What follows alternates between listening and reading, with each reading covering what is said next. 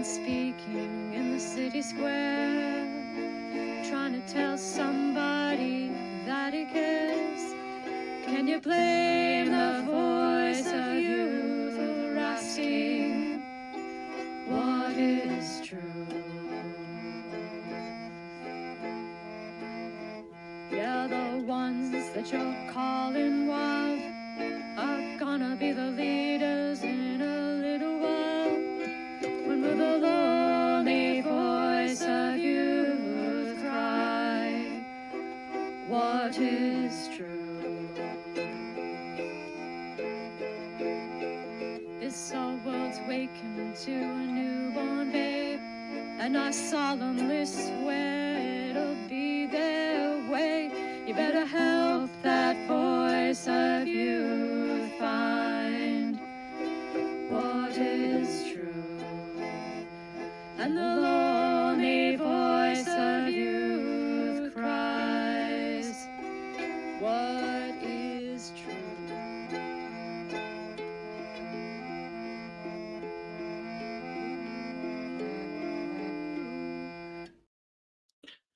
All right. Welcome back, everybody. I hope everybody had a great week. I know I did. Got my outdoor system going. So that's good. Got a nice area outside, all floored, even though it's outside. It's nice. We got our Sam Powell, of course, today, ready to go. All right. We've got our Muppet Cup. Have you considered? Could be. We got some half melted chocolate. Why it's half melted, I don't know. But it's chocolate, so that's good. And then we've got some tea from the Table Rock Tea Company. This is Carolina Lapsang. It's quite good. It's quite good. And today we're going to talk about nurture versus protection. This whole video, this whole topic is really brought to you by Sally Joe. So there you go. It's nothing to do with me at all. I'm just gonna pirate my way through it. Which is sort of, ironic, right? Because the thing you want protection against in many cases are pirates. And I think there's a lot of confusion around this topic, right? Which is protection and nurture are different things, right? But they're related. And when we don't understand that relationship, when we don't know what's going on, when we can't differentiate or discern, see a previous live stream on discernment, then we run into trouble. And it's sort of hinted at last week. This is why this came up as a result of last week's stream. And look, I don't have a lot of notes. Hopefully I don't need a lot of notes. The last couple times I did, fewer notes, everybody loved it. So we're going to hope we can pull that trick off once again.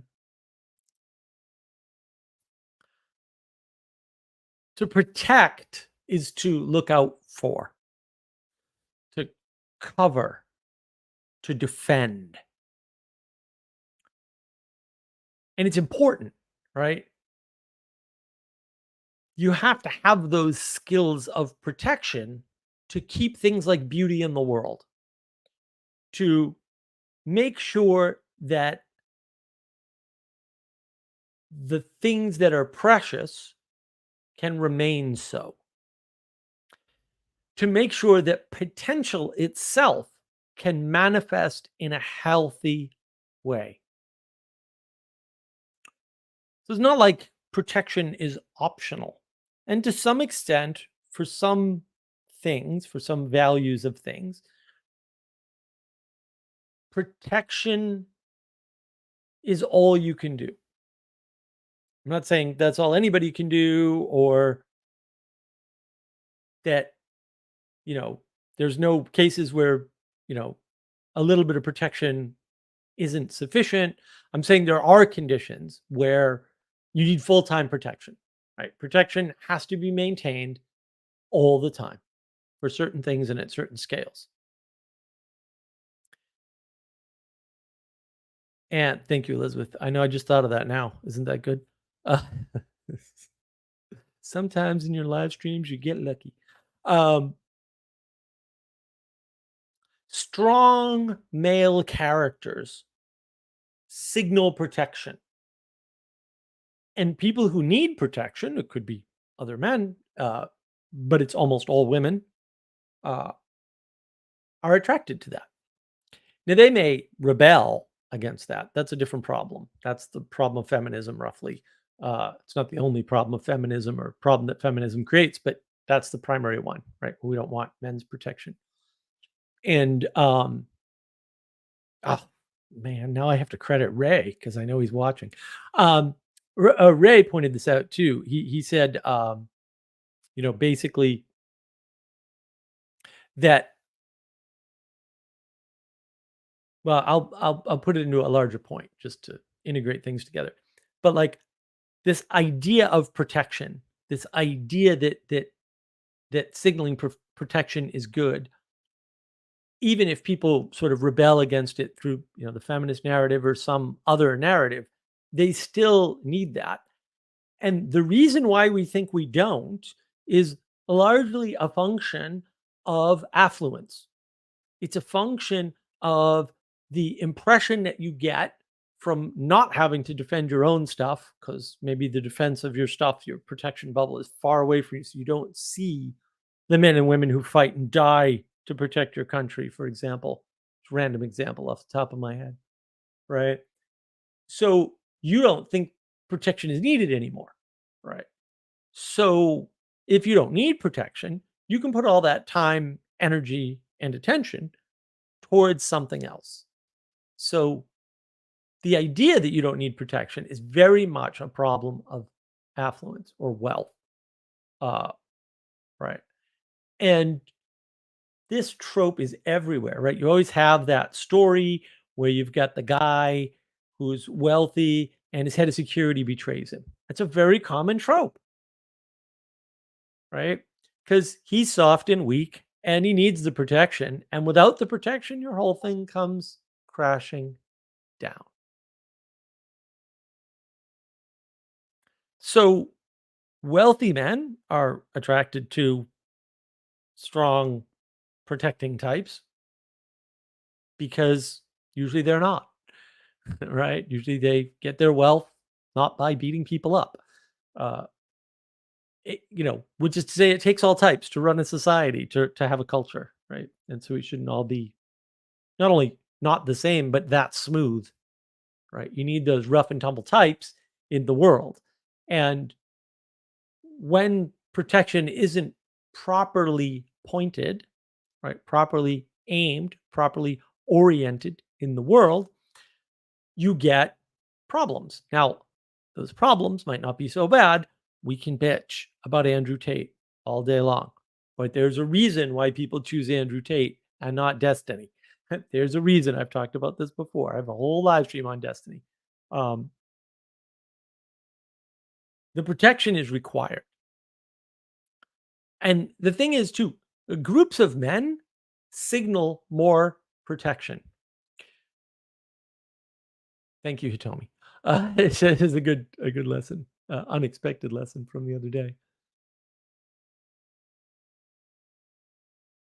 The idea that the larger the group of protective males you have, the more protected you are, it is a good one. And so, even if we'll say the male you're with is not the super protective type, the fact that he has protective friends is good because that protection extends to you too. Very attractive. If you don't have that, that's a problem. That's a problem because if a flood comes or a disaster happens or a comet hits the earth or whatever, and it's just you and one other person who's protecting you, that's not good. That's not good. So we need protection. We need all kinds of different types of protection from all kinds of different things. But the idea of protection as such is important. You're not doing away with it. You're not saying, oh, nature's a kind hearted place. It won't hurt me. I don't need protection. I'll go into nature. That isn't true, and that isn't going to happen. And some of the protection we need is protection from ourselves. One of the things that just having friends does, uh, having a spouse does even better, I'll say, is that they can protect you from yourself. One of my vices is general gluttony, right? You put food in front of me, I'll eat all of it or try to. If I do that now, I'll get very, very sick. Um, so yeah, people that feed me are instructed not to feed me too much, feed me too little food, keep me starving. I'm okay with that. That's good. Don't get me satiated. That's bad. Um, but I have gluttony for pretty much everything, right? Like, if I go on a roller coaster, I want to go on it all day. Like that would be fine with me. I've done stuff like that too. Uh, and so, it's good to be protected against your vices because you have them, right? You have desires that you have a hard time with. And so protection takes many forms, right? And you can't just protect yourself, right? You have to protect others in some sense because you need other people. So if all you're doing is protecting yourself, you're just setting yourself up for something bigger than you to eat you while everybody else stands around because that's what they're going to do if you don't also protect them. And again, protection come in many forms. It doesn't have to be beating the saber-tooth tiger over the head with a club,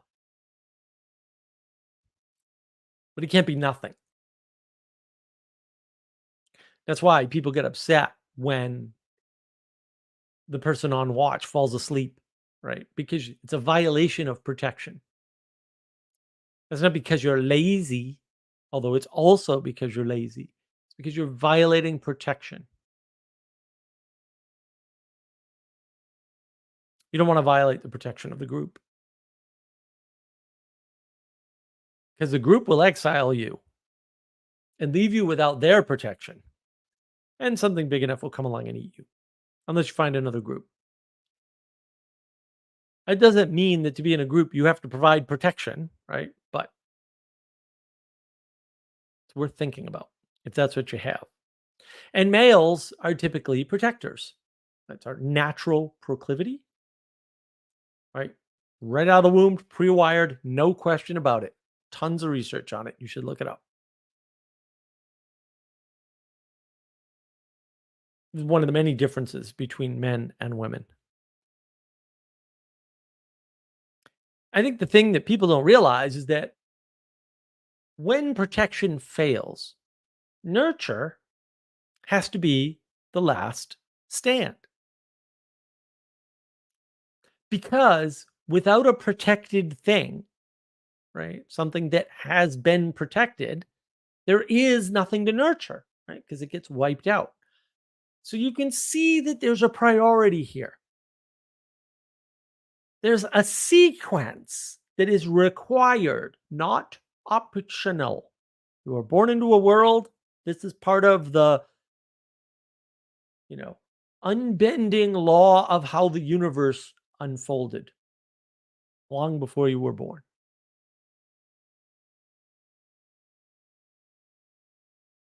There's a hierarchy of attention, if you will, within that. When protection fails, nurture is pointless. So it has to come first. It has to be prioritized.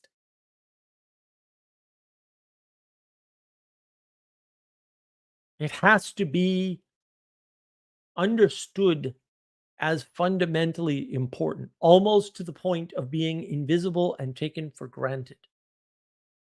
But without being taken for granted, because again, this goes back to Ray's point, affluence. You take for granted the protection that you have around you, protection against the weather. It's blastingly hot today in South Carolina, and could not stay outside all day as I have been four straight days, spending most of my time outside on my outdoor flooring under my pole shed. Not an option today. That wasn't going to happen. If I had the car out, would not have gone top down. Just a little too hot for that today. Protection. Got a nice, well protected brick house. Protects me from the weather. I didn't build this house. I probably couldn't have built this. I could have built most of this house. Not in my current state, but 15 years ago when I wasn't sick. Somebody else's protection is what I'm under because I didn't build this house.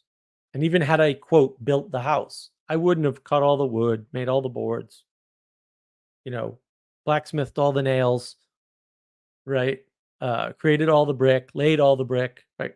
Still wouldn't have happened, right? We're all dependent upon a big chain for our protection. That chain is, roughly speaking, culture, right? It's the next layer up in the stack. But without that, there's nothing to nurture. And therefore, there's no reason for nurture. And nurture is the realm of the divine feminine. They're better at nurture. Men are better at protecting.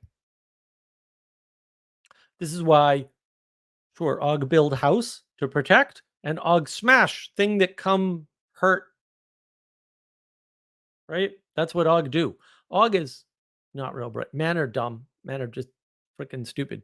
And that's good because we can focus on protecting. We can focus on smashing the bad things and building things so that we don't have to spend all night awake by the fire. It's not a bad thing. Smart Ogs, not a great idea. Not a great plan. The thing is, because without protection, there's no reason for nurture. If we try to come out from our society, from our culture, from our family as individuals who don't need protection, right? Because we have everything in us, right? If you're an individual, you've got it all. It's all there. You're apart from the world. If we do that, then people nurturing us or protecting us or nurturing us becomes evil, right? It doesn't matter. Like, oh, you're trying to protect an individual? Why? They don't need it, according to them. You're trying to nurture them? That's evil. What are you doing? Nurturing a creature that is self-sufficient. Yeah. This is why there's no such thing as individuals still.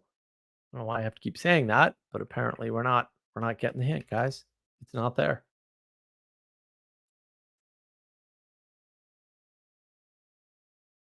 Individuals don't need protection. Nurturing is bad.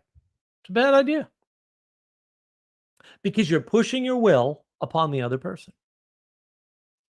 And yet, as persons, we need nurturing. We need protection. Again, from ourselves. And we nurturing for ourselves, for our personhood to exist. That's how we came into being. Nurturing. Nurturing is a form of cultivation through caring, or maybe agapic love, by another person. That's how it all works.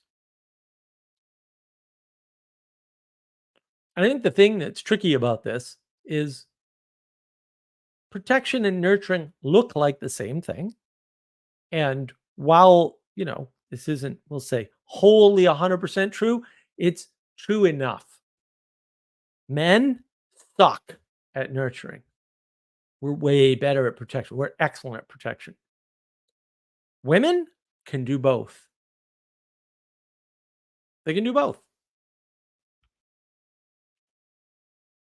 But nurturing is looking inward and paying attention to a central location, a person, usually. Doesn't have to be a person. Protection is looking outward at the horizon. And the thing is, you can't do both at the same time. And you can say, well, I can do one and then the other over and over again, right? Switching. Yeah, switching is expensive. And no, you can't. That's a lie you're telling yourself. And this has been proven experimentally. So I didn't want to hear it. Like, look it up. This isn't hard, right? There's a whole different set of your brain that's active when you're looking inward at something, as opposed to when you're looking outward at the world, right? The idea of focusing on something is fundamentally in scale, in detail, in every other way different from looking out for objects to appear on a horizon. They're just completely different brain circuitry and everything else. You get one or you get the other.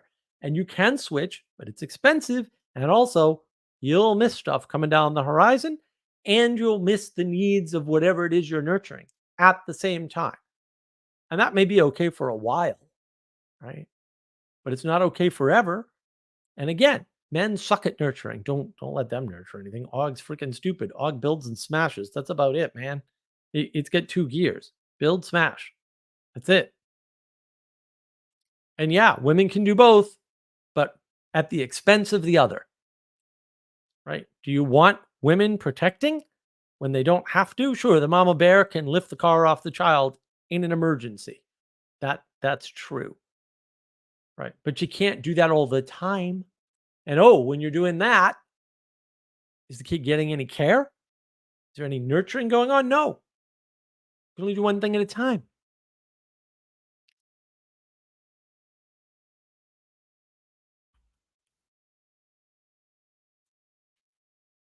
And that's the problem.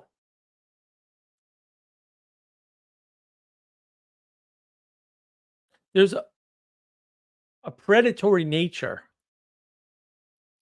to protection, right? Because part of protection is going out and getting food, right? You protect your family by feeding them. And that level of competition cannot exist during the nurturing phase, which is not to say it's not nurturing to bring your son out hunting with you or whatever. Of course it is. It's a form of nurturing. It's just a sucky one. It doesn't work for babies, by the way.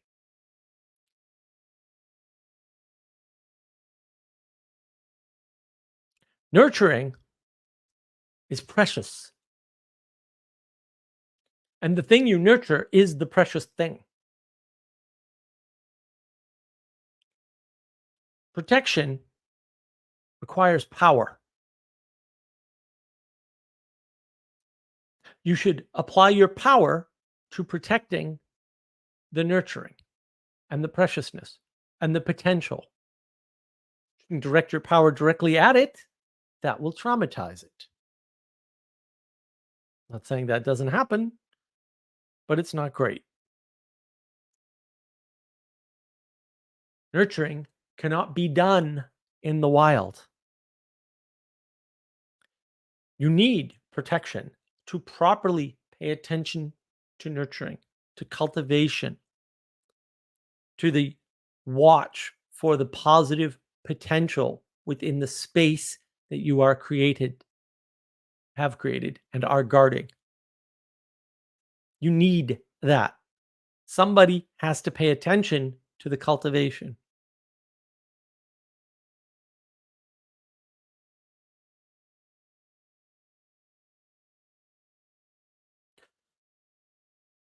Another thing that was pointed out by the group minutes before coming on. I think you'll see this pattern if you look carefully enough. You can nurture yourself to the exclusion of your own protection. Have another beer. Take another hit on the bong. A little more cocaine won't matter. Self-nurturing. That's kind of true. Self-medicating in many cases. That's true. But now you're unprotected. You have too much chocolate, you get diabetes, you die. Yeah. That's why you need protection from yourself, right? Because you'll over nurture yourself. And if you haven't been nurtured, what do you think is going to happen? Where do you think drug addicts come from exactly? Huh. Didn't think about that, did you?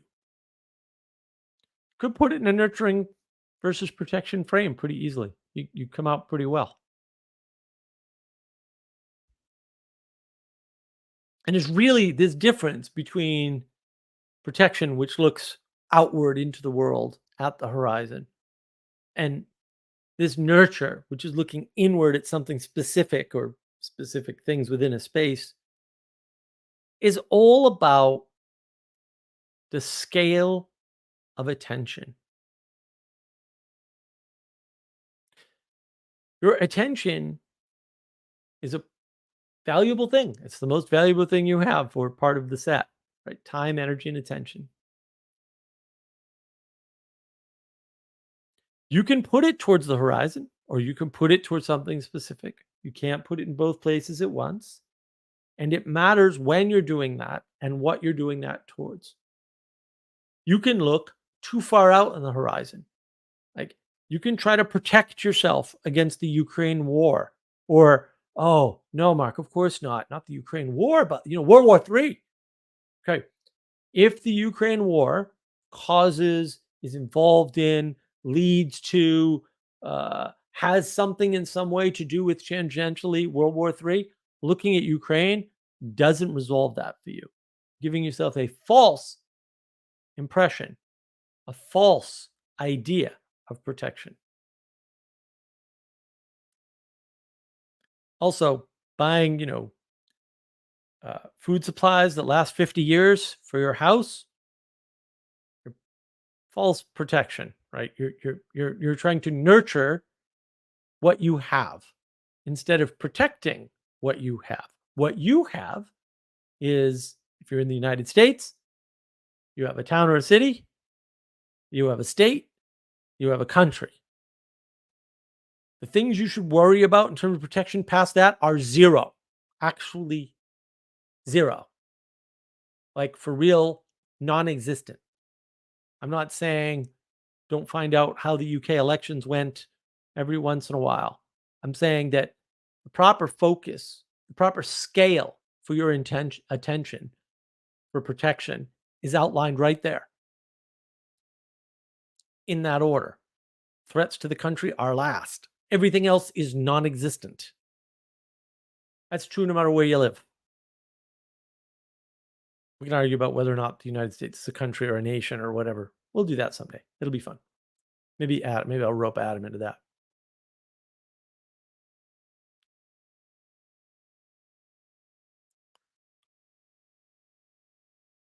So pay attention to the scale of attention and the scale of nurture. Because if you buy food stocks for your house to protect your family for 50 years, you're trying to nurture your house to survive a catastrophe. The chances are you don't have what you need to survive the catastrophe, but you have enough food in case you do. That's improper scale of nurture.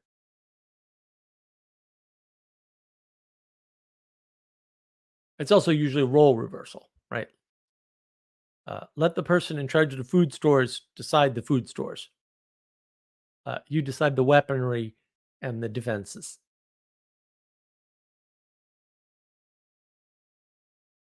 The scale of attention, the scale of everything really is important, but the scale of attention is really important. And it's easy to mix it up between protection and nurture because we're not discerning the difference. But there is a difference. And the switching is expensive. So be careful. This is why it helps to have a community around you physically, right? Something happens, you get sick, you need someone to protect. Someone can come over and help with that. You get sick, you need to be nurtured. Someone can come over and help with that. Interesting. Cultivate your local area.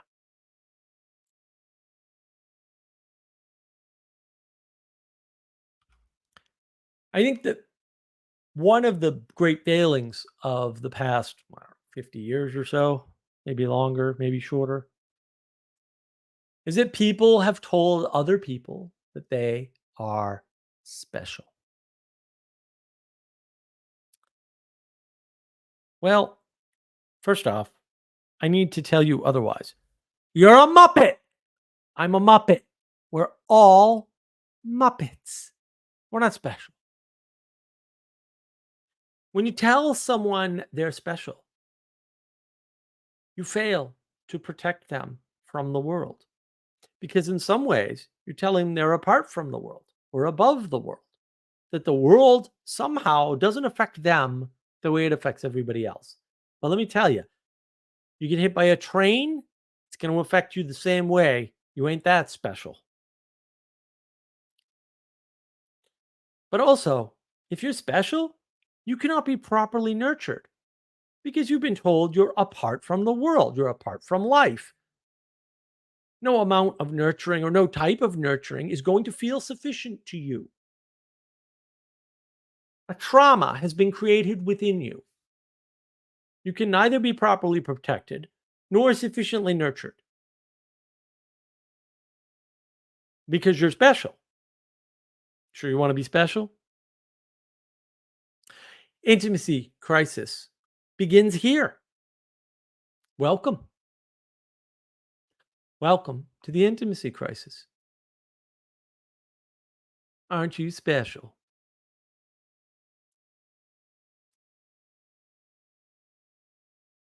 Now, obviously, I'm not going to talk about just the one side. When you fail to protect or nurture, you abdicate responsibility. And there are caveats to this for sure, right? But you have to be responsible. And don't be lazy and use your solipsistic, egoic, narcissistic way of thinking to avoid helping others, either by protecting or nurturing them, by making some lame excuse. Like, oh, there's people in Africa who are starving. They need more than my neighbor.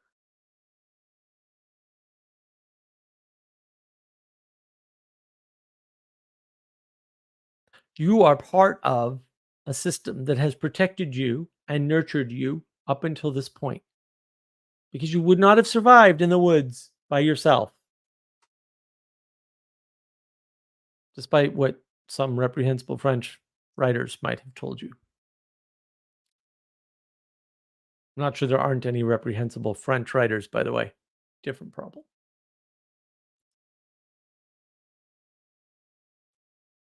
You have a responsibility to protect and or a responsibility to nurture.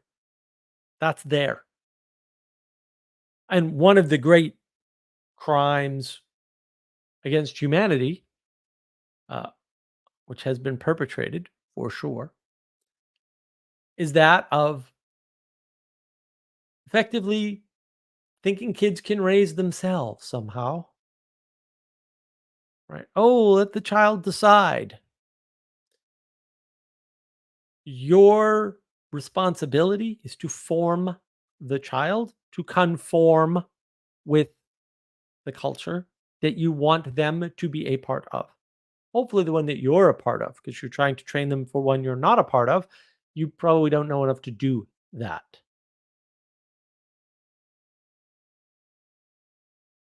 Stay close to home in some sense, whatever scale of home you want to look at. Although, probably home, the lowest possible scale is the most important.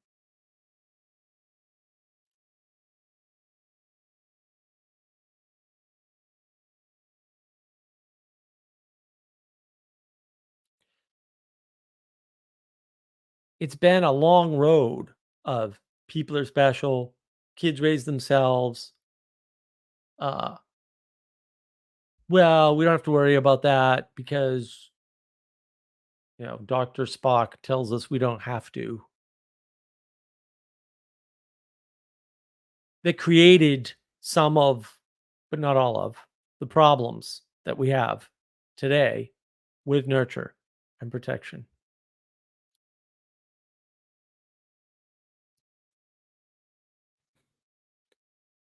And we don't really appreciate that. We don't understand that. We're still in the midst of that particular crisis. The crisis of poorly formed humans. the crisis of immature personhood, which causes people to perceive a flat world.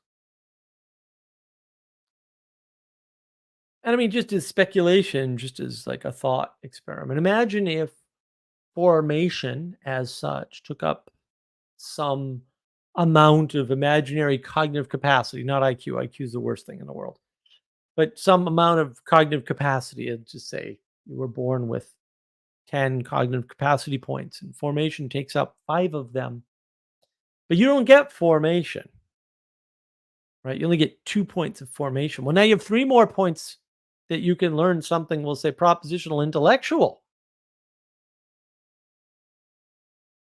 So now everybody seems smarter, but they weren't properly formed because they weren't properly nurtured.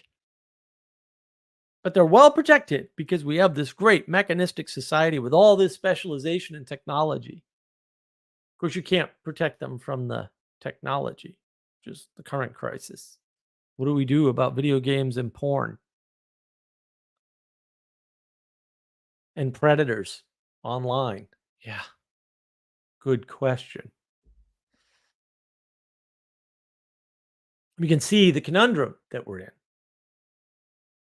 What if the cost of all this, ridiculously speedily advancing technology is formation? And then what you get is a double shot of ridiculously ever increasing technology change combined with no structure or form underneath it to guide it. Scared about AI? Maybe you should be.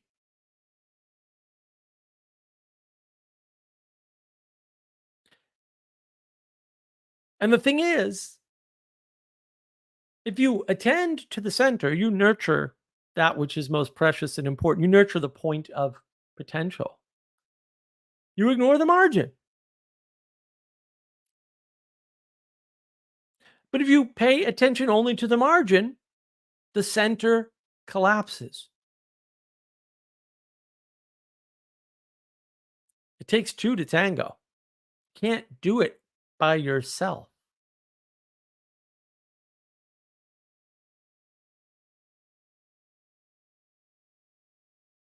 And if you have to do it with other people,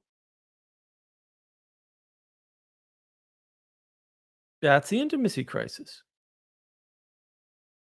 Because I don't know if you've met people, but they're terrible. Oh my god. Did you know that all of the problems in the world are caused by people? Every single one of them. Unbelievable. But they're out there and we need them. We need their nurture and we need their protection.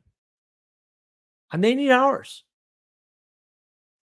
So we need to figure out a way to relate to them. Not all of them. You can't relate to all of them. But you need to relate to enough of them to get the nurture and protection that you need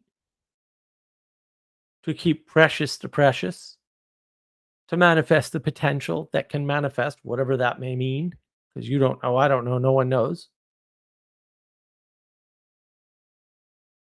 To allow the flower to bloom to its fullest.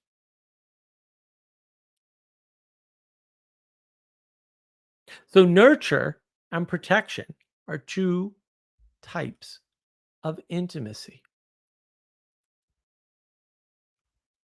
You need those relationships.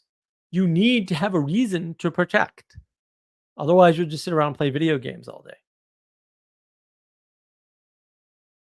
There's nothing to protect.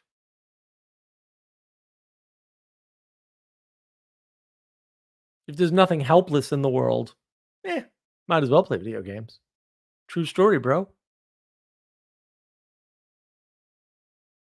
You need something to nurture. Otherwise, you'd run out of things to do that are unique and novel. But nurturing and bringing potential into the world, you've never done that before. And even if you've done it before, the next time you do it, you'll realize you've never done that before. And if you do it again, you'll realize you've never done that before. It's endless. It's rather interesting. You'll never be bored. You might be overwhelmed, you might be suicidal, but you'll never be bored.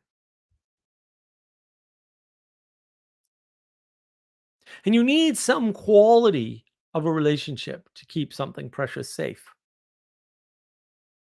And it can sound pretty banal, right? It can be, you're a human in distress and I have the ability to help. Or it can be, must save my child. Hopefully, I don't have to point out that those relationships should be and are different in priority and quality. Random human in distress versus my child needs help. Should be able to figure that one out for yourself. If you can't, I can't help you. That's for sure. And so, nurturing and protection are functions of cooperation. They are the result of cooperative processing. This is why opponent processing and the idea of it and the use of the term destroys the world. No, really, it actually does. Don't do that. Don't destroy the world. I'm still here. I would prefer you not. You would prefer you not, whether you realize it or not.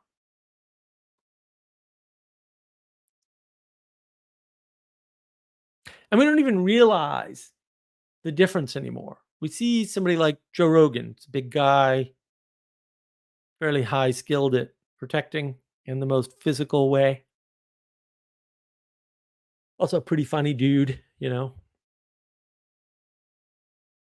runs a podcast called the Joe Rogan Experience. Are you experiencing him?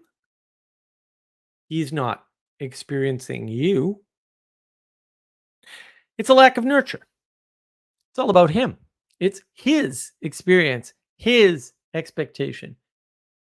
He's not helping people, not in that way. He's not nurturing them to build something better. He's not there protecting you.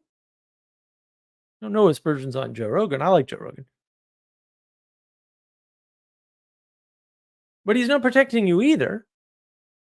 Maybe he's entertaining you and you need entertainment. There's nothing wrong with that. But be sure you know that's what's going on. Because you can look out on the internet and see people who are confused about whether or not they're being nurtured by something or protected by something on the internet. Hint, you're not being either. I mean, you're being played like a fiddle, maybe, but you're not being nurtured or protected on the internet. I don't care what forum or technology you're using.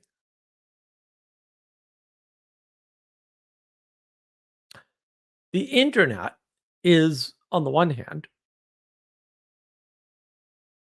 a tool for destroying intimacy. And on the other hand, a generic enough tool that you can use it to re-enchant a person back into intimacy once it's been destroyed by the tool. There's a priority there, by the way. I hope you caught it. Not saying that's the only way intimacy ever gets destroyed, but from a practical numbers point of view, let's be honest.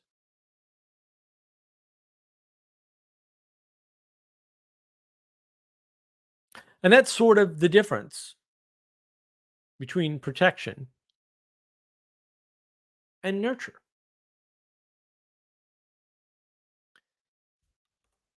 I hope that you found that helpful. I get to keep it short this time. I hope that is acceptable to my audience.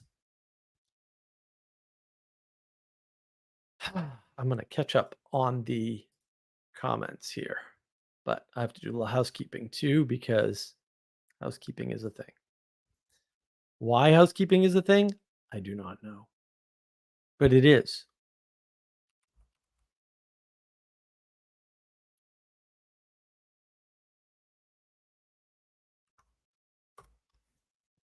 So, scroll back here. I think I addressed most of these already. All right, do Muppet Cup. Yes, Muppet Cup. Muppet Cup indeed. It's right here. Hopefully you liked Sally Joe's topic. Yes, Elizabeth, Beauty and Precious. Yeah, that really did kind of pop into my head while I was trying to hold this together with a thin set of notes. RJ, the stick/staff of truth. You can break the stick, but that has consequences. Yeah, exactly. Elizabeth, I am eating potato chips and, and drinking limoncello. Help. Oh, man. Yeah, I went looking for blood orange soda the other day at World Market, and they didn't have any. I am forever upset. My friend used to make limoncello. Elizabeth, when protection fails, nurture takes over. Boom. It ain't the devouring mother first, Dr. Peterson. It's the lack of protection first. You women are doomed to say that. We gotta have something to protect. If you're not precious, we're not in. So true. You can't protect and nurture, right? Different brain circuitry, and you'll miss stuff. Do I know this story? Yeah. Well, and also you're looking in different direction. You're looking inward versus outward, right? You want reciprocally narrowing versus reciprocally opening? Yeah, reciprocally narrowing is not all bad, right? And reciprocal opening is not all good, obviously. It's where and how you use it, and that is one of the things missing from that whole conversation. RJ, so what? Men can't have houseplants? They can, but they'll kill them, which is what we do best. Oh, where's the live? Yeah. Good one, RJ. Elizabeth, can you switch if you are lucky? Yeah, it really is. You know, people do not account for how difficult it is to switch your attention between things. I think I talked about this. Maybe I didn't talk about this on my personal channel, which oddly has like well over 80 subscribers. I'm always like, what? Why is anybody listening to me rant? But okay. There's lots of domains that switching is a known thing, and programming is actually one of them. So you can be a programmer, you can be a systems guy. You basically almost no one can do both. That's sort of the lie of cultural DevOps, which is a lie. And it gets really tricky because people get confused by this, and they don't realize. And again, this has actually been measured, right? Paying attention to the connections between things, whereas paying attention to the like task at hand, are just different parts of your brain, flat out. And they do compete for resource, right? Because they have to. Right. And so there's a form of cooperation there, which is switching. And most people can't switch at all. Some people can't do one or the other, right? Some people are better at looking at the big picture, and some people are better at fixing the pipe that's broken. And very few people are good at both. They happen, and they're outliers, and that's the problem. Uh-oh. RJ, which Muppet are you? Waka, Waka, Waka. I don't know.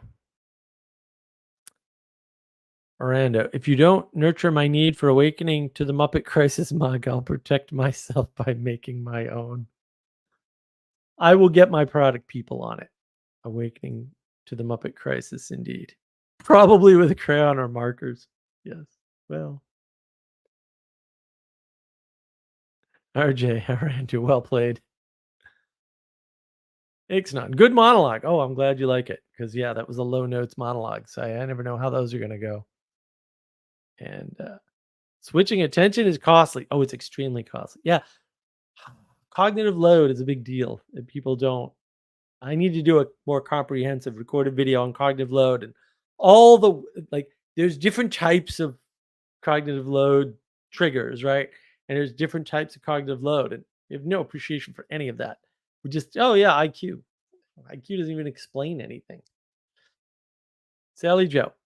Been actively trying to switch 8 years and I get like 40% nutty like part of the time. To be fair, Sally, you're more than 40% nutty all the time. Churchium, what was that? Comparations. I can't say that. Metallica, Master of Muppets. Yes, I think that should be a song. Maybe you can do a version of that for us. Elizabeth, Cognitive Load, chapter 38. I did a video on cognitive load. How was that? No? No one? No good? Oh, all right. Look, I'm all alone. Thought somebody might come on and share a story, but apparently not. That's okay. If you'd like to join, hop on in and we'll chat and I'll have some tea. And we can talk about nurture versus protect or pretty much anything. As long as you're good and willing to be on camera. And aren't going to cause too much trouble. It's a tricky topic ultimately because I just don't think people think about these things. Right? They're out noticing sort of other things in the world instead of, we'll say, the most important elements of the world, which, we wouldn't normally have to be told, but we're just living in this world now where people have to say things. Andre, welcome.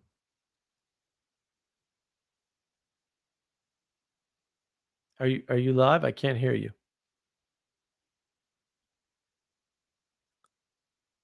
No? Can't hear you, Andre. Oh, it missed. Andre's got sound issues. Oh, I thought Castle was going to be here. All right. We'll wait till he gets his camera up. Yeah. Andre's got no sound. Castle's got no video. Yeah, that's better. Yeah. Yeah, it was swapped to my motherboard sound for some reason.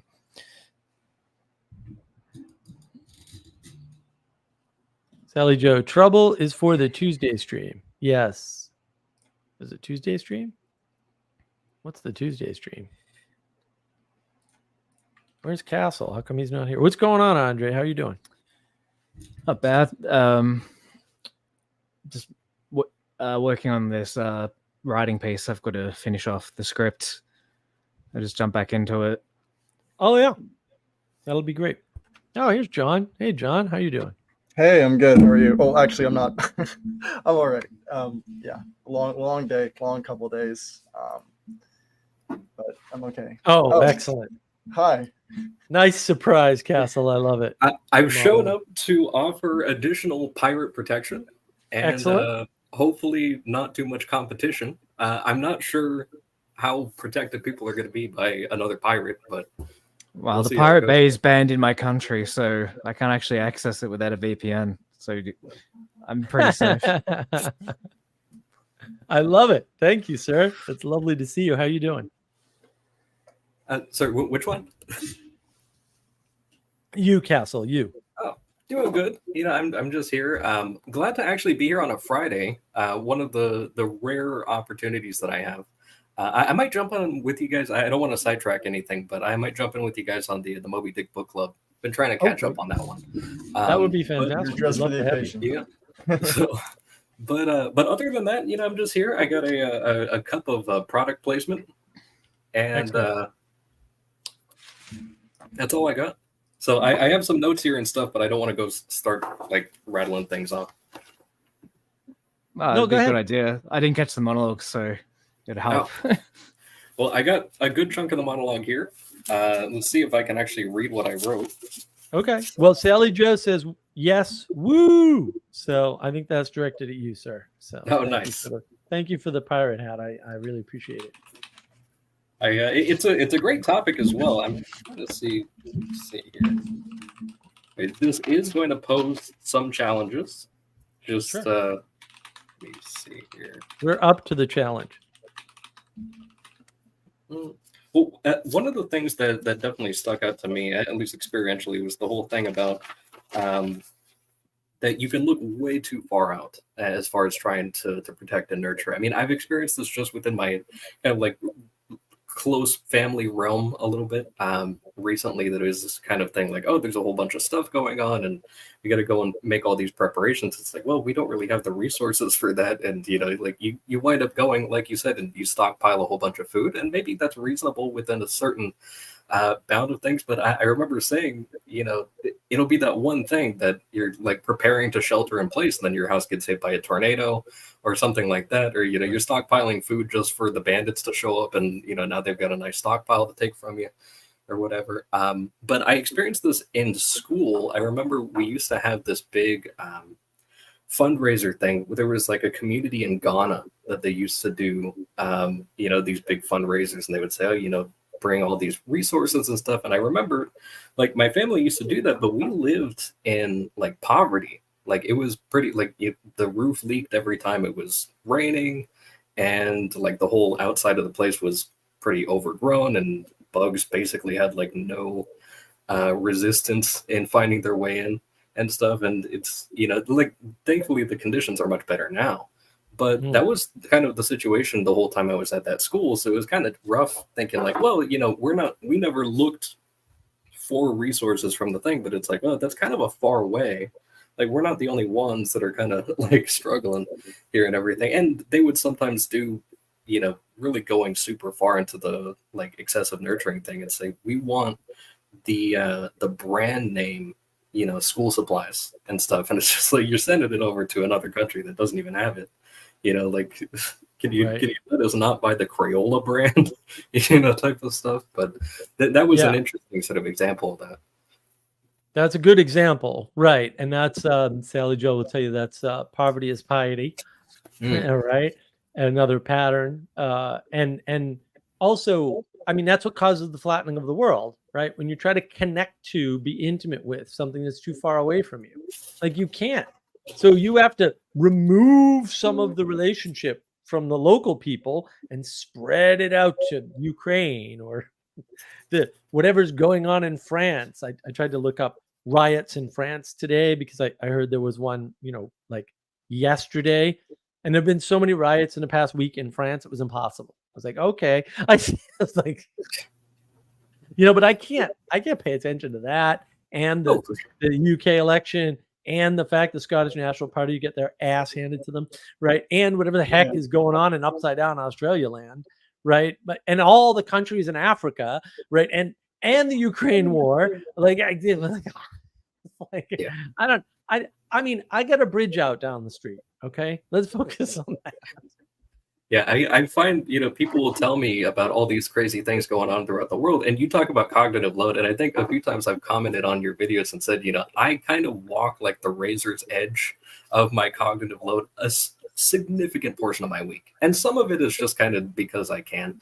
But I find myself, I work from home. And so I can do my work and I can do a lot of stuff where I can have multiple sort of outposts throughout the house where I can access my work and do it from there. So I'm running up and down stairs, cooking, cleaning, doing other chores, practicing things, doing all this stuff while also doing kind of like a dispatch type operation.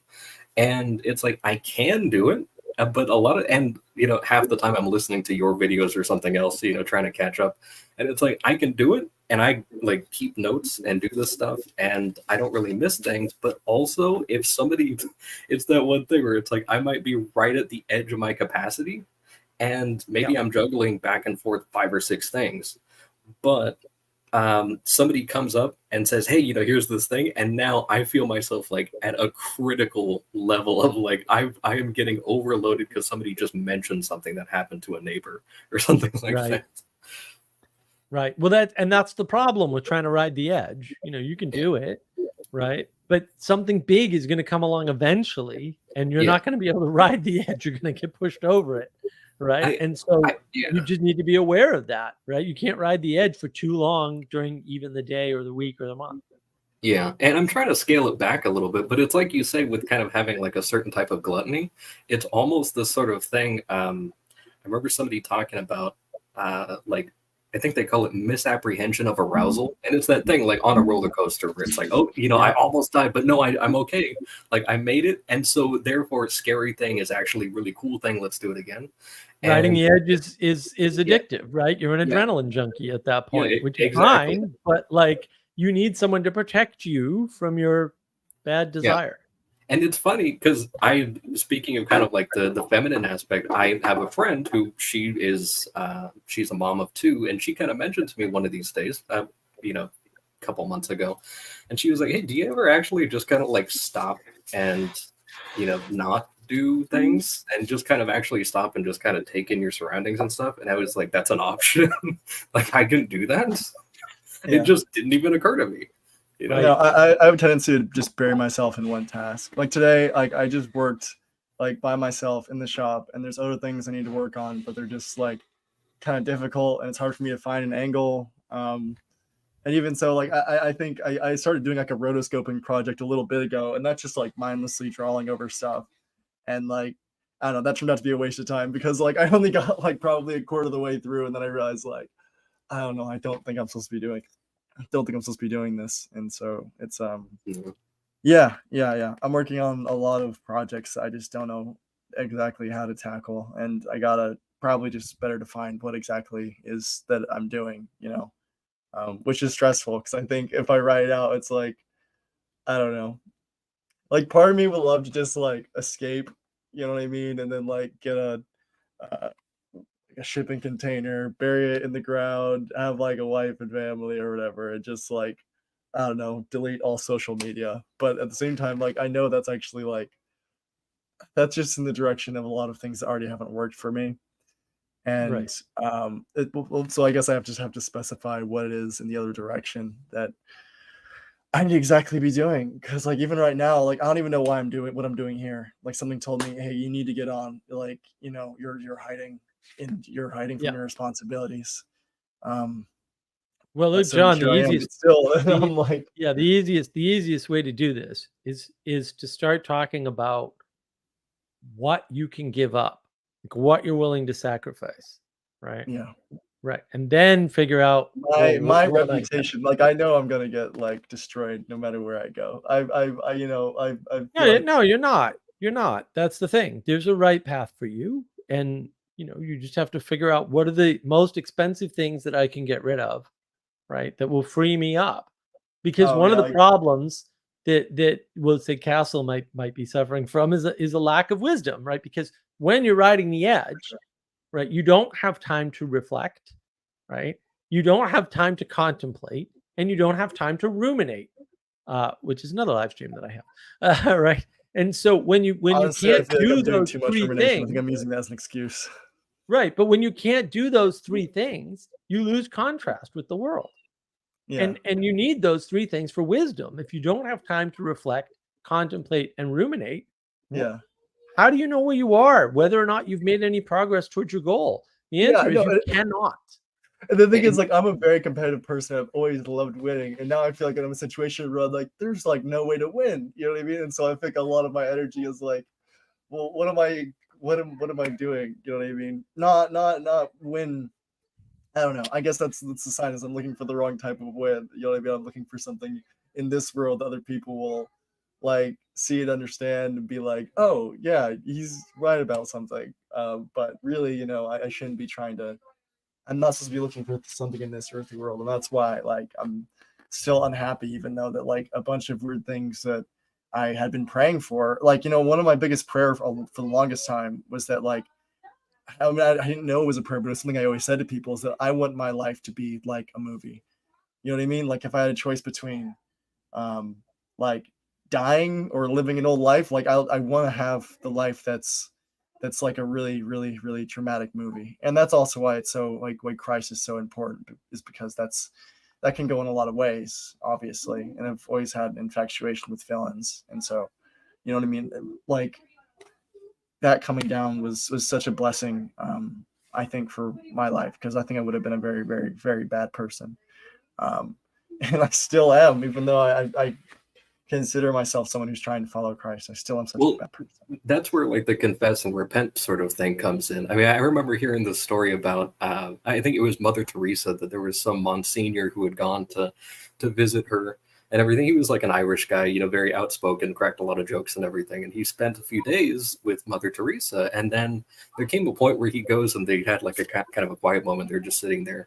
And he said, oh, Mother Teresa, you're doing all these great things with the orphanages and everything, but it wouldn't really surprise me if I found out on the news tomorrow after I go back home to Ireland that this whole time you've been running like a drug smuggling ring, and that you're actually like a crime kingpin.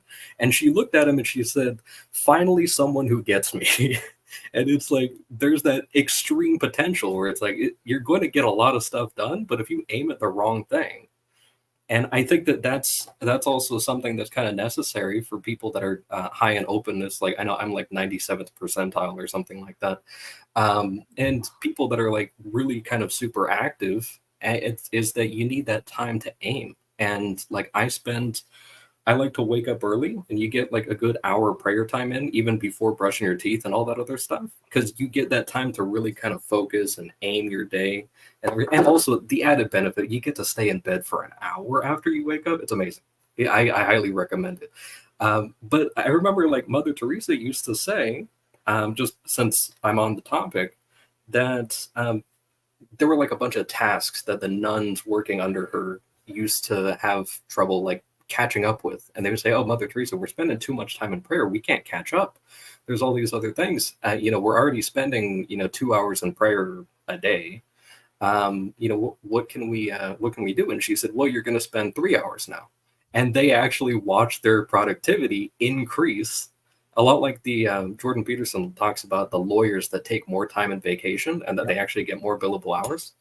It's a lot like that you got to like slow down and aim, and then you can just kind of knock out a lot of stuff. And so I'm trying to like annex my day. I got the morning and the night down, and I'm trying to like encroach on the other stuff and find some rest in between. But at least I'm not like actually reaching burnout point. I get close, but I'm not actually getting burned out like I used to every few weeks.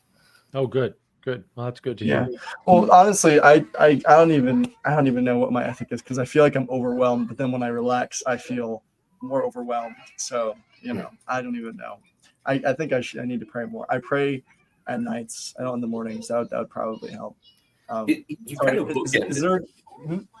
Oh, sorry, I didn't mean to cut you off. I was just saying you kind of bookend it where it's like, the last thing you do and the first thing you do, and you just kind of like your whole day is like it has bookends, so you kind of stands up a little bit. Yeah. Structure helps a lot, and the more structure you have, the better. And the problem that people have is if you're not used to structure, or you're not used to that much structure, then when you first try it, it doesn't work, and you get anxious, right? You feel beset upon or like it's tyrannical, right? But then as you get more used to larger and larger, longer and longer range structures, the easier life becomes, because then you have the flexibility to calm down, reflect, right? And then also run at full speed, right? Because now you have a little breathing space, right? And then if you manage that well, which you learn over time, then that structure is all the world. And you could make a lot of hay over the 7-day week, or the 5-day work week, or whatever. But like by all possible measures that we've come up with, 40 hours a week is really good. Yeah. Right? Because if you go less, things don't get done. And they're just as expensive. If you go more, you get more. Yeah, people don't realize that. I get so much more done now that I'm working full time than the like times in between jobs that I had before. Where it was like, I'm I'd say unemployed. I ran an Etsy shop in between jobs to kind of like fill in the resume, which worked. It totally worked. But also, you get like a sale or two a week, so basically you're unemployed, and it's like you get nothing done. There were times where I was like, oh, I can exercise for 3 hours a day. I was never less productive. Even when I was doing that, I actually was even seeing fewer health results, even when I was spending more time on that when I was unemployed, versus now I'm doing like community organization stuff. I'm trying to participate here more, and I'm working and doing more house chores than ever, and yet I still have more free time, at least higher quality free time. I had nothing but free time, but it wasn't. I think there was some pope that said something where they were like, oh, what do you do in your free time? And he was like, it's all my free time. Like just all of the time I have, I'm choosing to do all of this, even like all the work and the paperwork. Like I want to be here, Yeah, you can own it. You can take that responsibility. I mean, and that, I think the loss of the idea of protection and nurture is the loss of the idea of responsibility, as such. And structure is a protection. That's right. In which you can be nurtured. Right. Structure enables both. Good point. yeah, the structure, the organization, the institutions, they afford both protection and nurturing at scale. And everybody Yeah. talks about scale, but then when you talk about structures and institutions, they go, no. It's like, that's the same problem, buddy. That's institutions and structures are the things that provide the scale to do the thing. They're not the only thing. They just look different at the lower level. Do you think that there can be a difference between what an institution's intended outcome, like what they're actually intending as the outcome, and the way they present themselves, the way they market themselves? You know, Of course they they might market can. like, oh, this is a But way it's of like not- helping and stuff. And maybe they Institutions actually do aren't believe magic. that. Honestly, now that I'm thinking about it. But John, institutions aren't magic. Institutions are made up of people. And if you put bad people in a place, it doesn't matter what the place was intended to do. You can have a satanic ritual in a cathedral, right? Well, no, but I'm saying, but like some things were created probably with the intention of control, or that's what they kind of turned into. You know what I mean? And But maybe it that's doesn't kind of- work. So who cares? I don't know what I'm even saying right now. Whatever. Well, I think I know what you mean. That things can be kind of generated with the intent of actually like dissipating nurture or protection from people. Like it might be predatory by nature. But I think it comes down to that thing where even if it was created in the other way, I think Marcus said, you know, you pay caring people, not pay people to care, type of thing. I've seen lots of organizations, like even, oh my goodness, like food banks and stuff, where you find out that it's like, oh, the people who work there are skimming off the thing. People were coming in pretending to be poor and then literally selling the food that they got from the food bank to poor people who couldn't get approved at the food bank. It's like, oh my goodness, you know. But then you see some other stuff where it's like, there's the people who are doing it all for free. And it's like they have absolutely, you know, like 100% skin in the game. And they're not, you know, really backed by any sort of structure, but they're just trying to kind of, you know, give everything they can. I mean, I've gotten probably more help from people who, like as far as doing like community organizing and stuff, from people who had no reason to contribute anything than people who were actually being paid to contribute. Right. Or incentivized in some other way. Elizabeth, organization is the key to lessen anxiety. Yes. Yeah, because you don't need protection or nurture, because it's provided by the organization. Unless the organization is constantly targeting you all the time, then that can be a very acute place of. Then you're not constant in it. anxiety. You're outside of it. If it's targeting you, you're not inside of it. No, I guess the general statement, like, you know, the Nazis are an organization that doesn't necessarily cause less stress. Like It organization. did for the people in the organization. That's why they were. I in don't it. believe that. Oh no, absolutely. I don't think That's most, why they were most in it. of the criminal Nazis were happy. No, but that's why they were in it. Because without that, they were in the Weimar Republic, and the Weimar Republic was chaos and hell.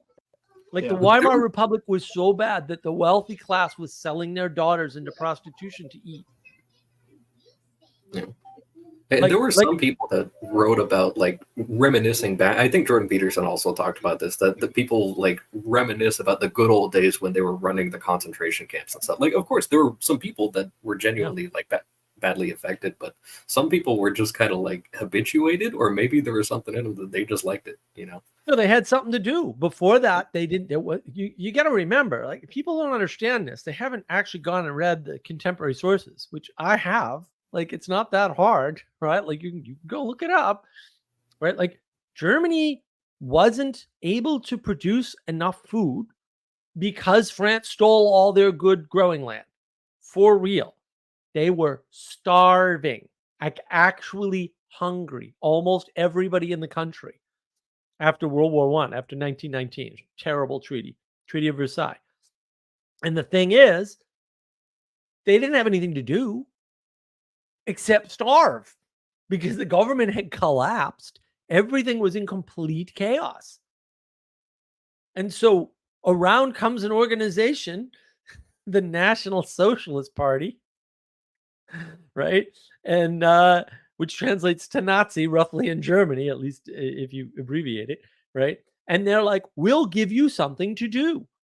I mean, this is why socialism is attractive to basically people who would otherwise be anarchists, right? Because they get bored of the anarchy. The anarchy doesn't work or whatever. They kind of figure it out unconsciously. And then I was like, oh, here's something to do. At least I have a place, right? I belong somewhere. Plus, you kind of mentioned in the monologue a couple of things that this reminds me of, that that you're afforded protection by a group. It's like, here's a military group. Also, in all these cases, I see Elizabeth was talking about like Mussolini and all these guys that, you have a military. Lots of Italians still miss Mussolini. Yeah, they do. And she's been to Italy many times. So. It's like you have this kind of protective figure that is looking out and giving you something to aim at, and then he's surrounded by a bunch of other guys. So it's like, okay, you enter into that environment, then you're receiving the benefits of that sort of protection. And so you kind of are getting like the dark version of, I think, kind of like you had also mentioned, you had been mentioning about people being attracted to protective characters and stuff. And that, I think, like a kind of helpful, maybe not an end version, but a helpful thing for a lot of males, I think, has been like Jocko Willink's extreme ownership type of thing, or like the discipline equals freedom is a way that he would probably frame a lot of this. That Elizabeth's thing of organization is the key to less anxiety is essentially, he would probably say, discipline equals freedom, and it's like, you get to kind of offload that cognitive load by automating kind of repetitive tasks and just kind of knocking out certain things and not thinking about it. Yeah, organization is a superpower because of that, right? You can organize your day, you can work for a company, you can do both of those things, which you should do, right? And that just reduces your anxiety because discipline equals freedom, right? Like, you're freeing yourself from your own anxiety, from your own need to do something by being disciplined, right? By having organization. Organization and discipline are very heavily related. And it protects you from yourself and from your vices too. Like, Right. There's some people that'll still do this, and I'm aware of, at least one, but then people might be less likely to be drunks if they know that they have to work tomorrow. I mean, some people will still push that limit, but I knew I was going to work today and I still drank yesterday. So. It still happens. Like, I know, there's a husband of a friend that I have that it's just like, oh, he still kind of does it. It's like, okay, baby steps, he's getting there, but he might drink more if he didn't have to work. It's the unknown people don't account for. I've watched drunks. They drink way more when they're not working than when they're working. Yeah. I'm not saying they don't still go to work drunk sometimes, but like, they're less drunk, and that's better. Yeah. I'm still a fan of better. Like, maybe the terribleness that you are is the best that you can be, but if it is, that's at least better than the worst that you can be. No, but you said something earlier that set me down like a stream of thought line, about like the vacuum basically being a place for I don't know, something evil to kind of fill in. The chaos, the place of infinite potential. Right, where there's no structure, no organization, either imposed by you or the outside. To Elizabeth's. Well, no, I was gonna say I have a friend who's very, like, a very qualified person. I won't go into details, but from what I understand, like, he should have been accepted into the FBI. He applied, and when he was waiting in the office doing his interview, they were going, everything is going well. And they asked him while he was joining, and he mentioned, well, like, I'm a Christian. You know what I mean? I believe in first and foremost is, serving and putting myself on the line for other people and not carrying this as a dangerous job. And he said that the woman in the center took her pen, looked up, and then put it down, and then crossed her arms and looked at him like this whole time. And so I actually, like, and so we see all these things like psyops against Christians and stuff like that. Like, well, I guess maybe that they're so psychologically in chaos that they're imposing this secular structure, you know what I mean? And this the war against religion is real for a while, and so now we have active psyops against Christians in the same way we did against the fascists, and communists. I would. That's not a side. That's not a psyop. And now, that's not a psyop. Yeah, and now we're here, and it's happening, and it's right. I think eventually it will be revealed what's actually going on. John, that's fine. Sorry. Right? Yeah, there's a war against Christians. There's a war against religion in general, all religions actually. Right. Yeah. That's happening. There's no question about that. Right. There was a war on Christmas.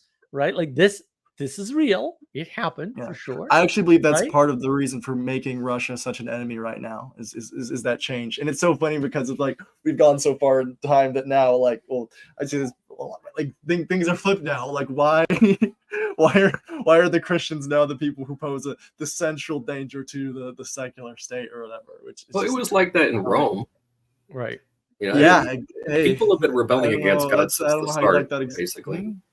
I said people have been rebelling against God since the start, basically. But there's also the Beatitudes, you know, that if you are persecuted in God's name, that also, like, you actually get a benefit for that, you know, like not immediately. You know, maybe you lose your job or you lose the opportunity that you're perfectly qualified for. But also there is kind of there's a trade-off that maybe is made for you, but there might be, you know, you have been promised a long-term benefit even if you get that opportunity shot down. And who knows? I mean, maybe I think of there was I highly recommend it, and it's a short read. There's a letter written by St. John Chrysostom like 1700 years ago or something like that, and it's called A Letter to a Young Widow. And he basically he goes in and he's in traditional Chrysostom style, talks way more than he needs to, but super well, and tries to comfort this woman who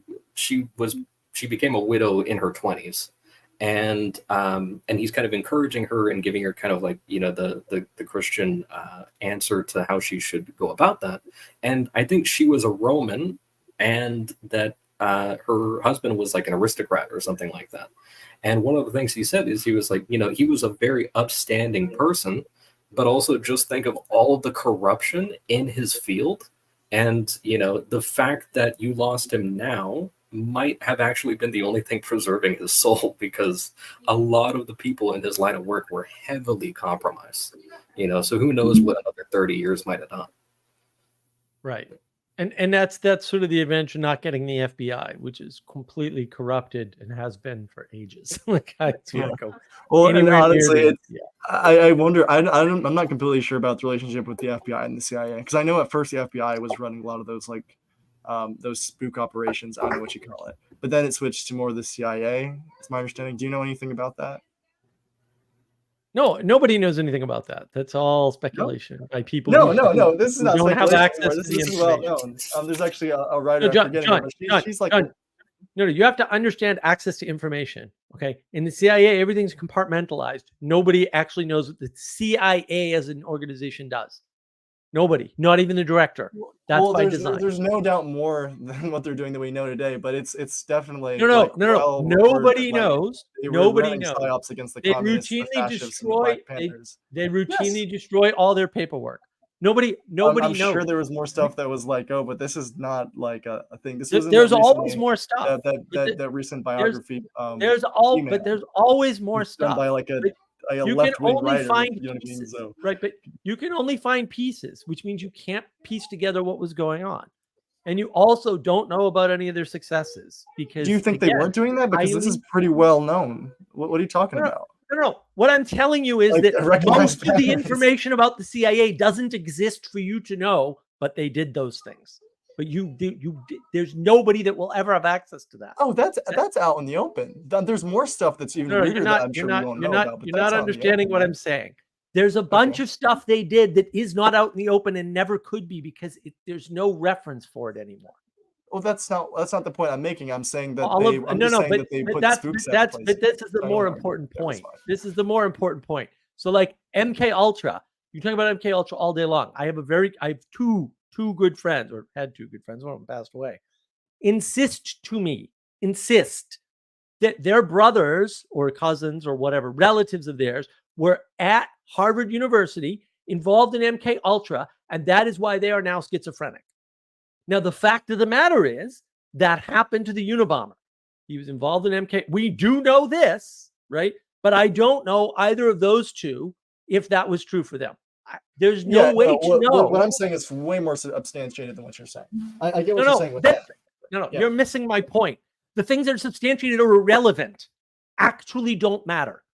It doesn't matter. I disagree. I think that's very interesting. But that's the problem. You're paying attention to something that A, already happened, B, that nobody had any control over at all. I mean, have you not been watching the news at all? That's definitely happening all the time.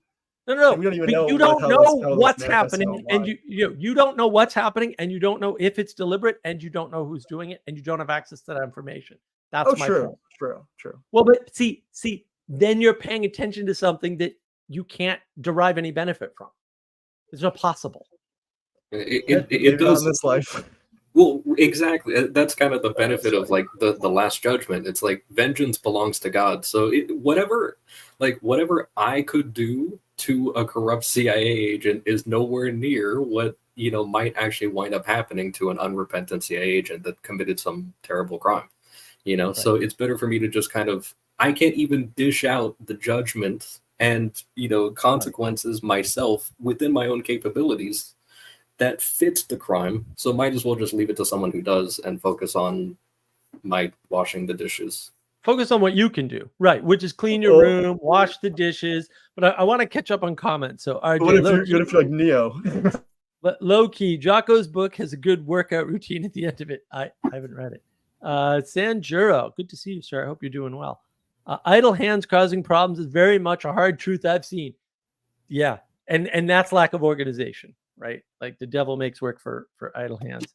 Arandu, John doesn't know much, but thinks he does. Well, that's everybody thinks they know a lot. More info will not help. Thank you, Sally Joe. That is true.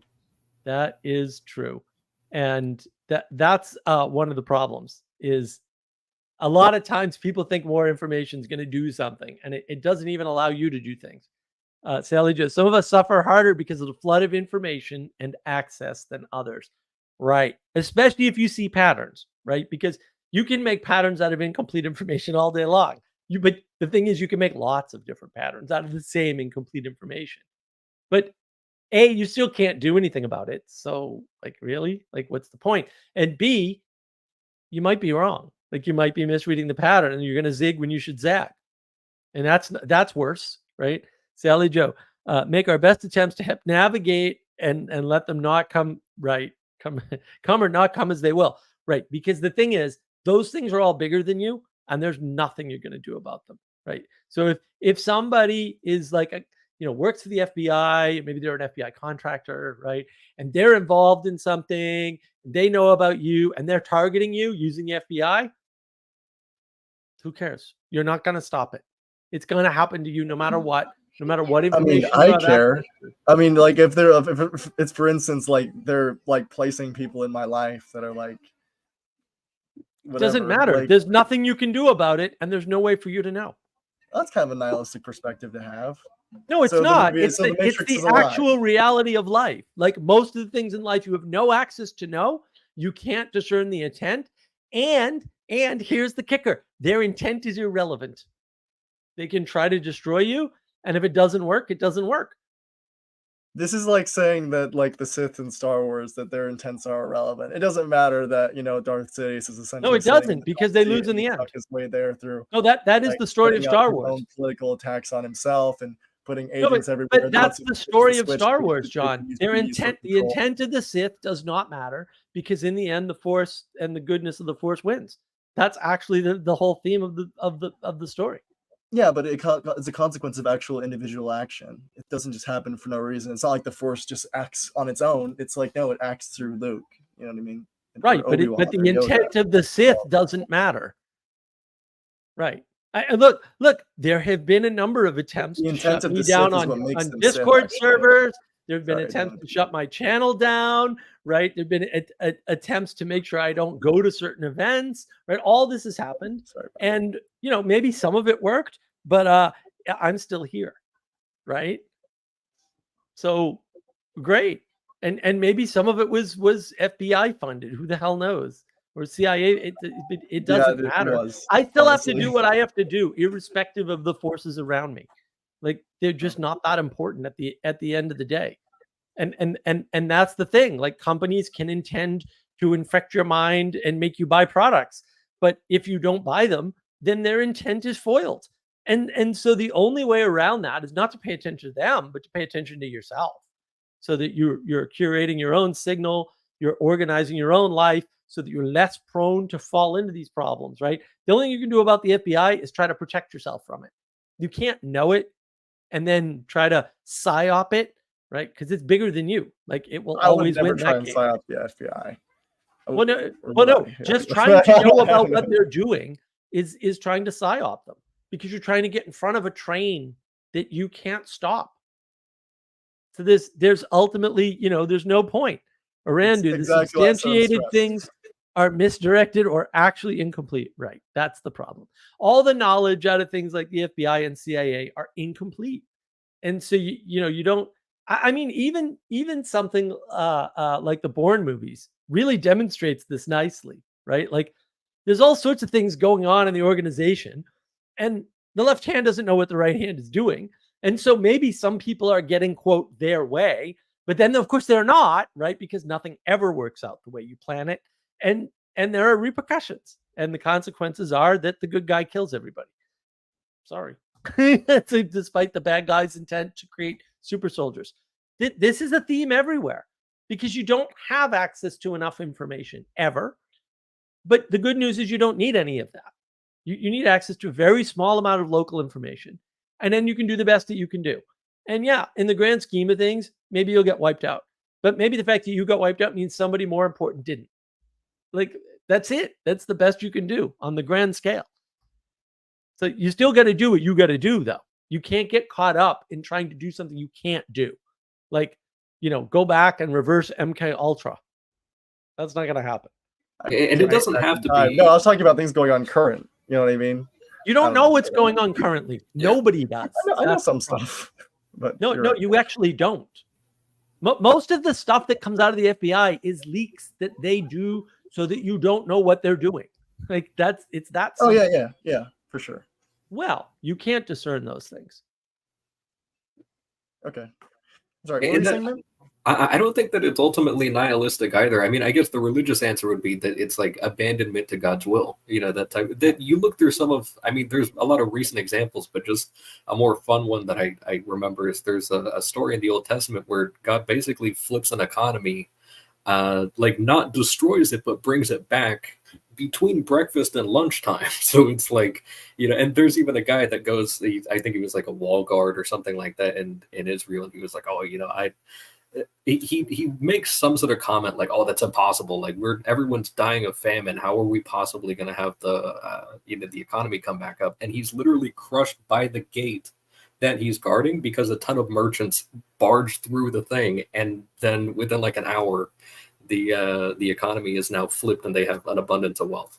And it's just like, it's the unknown unknowns thing, Right.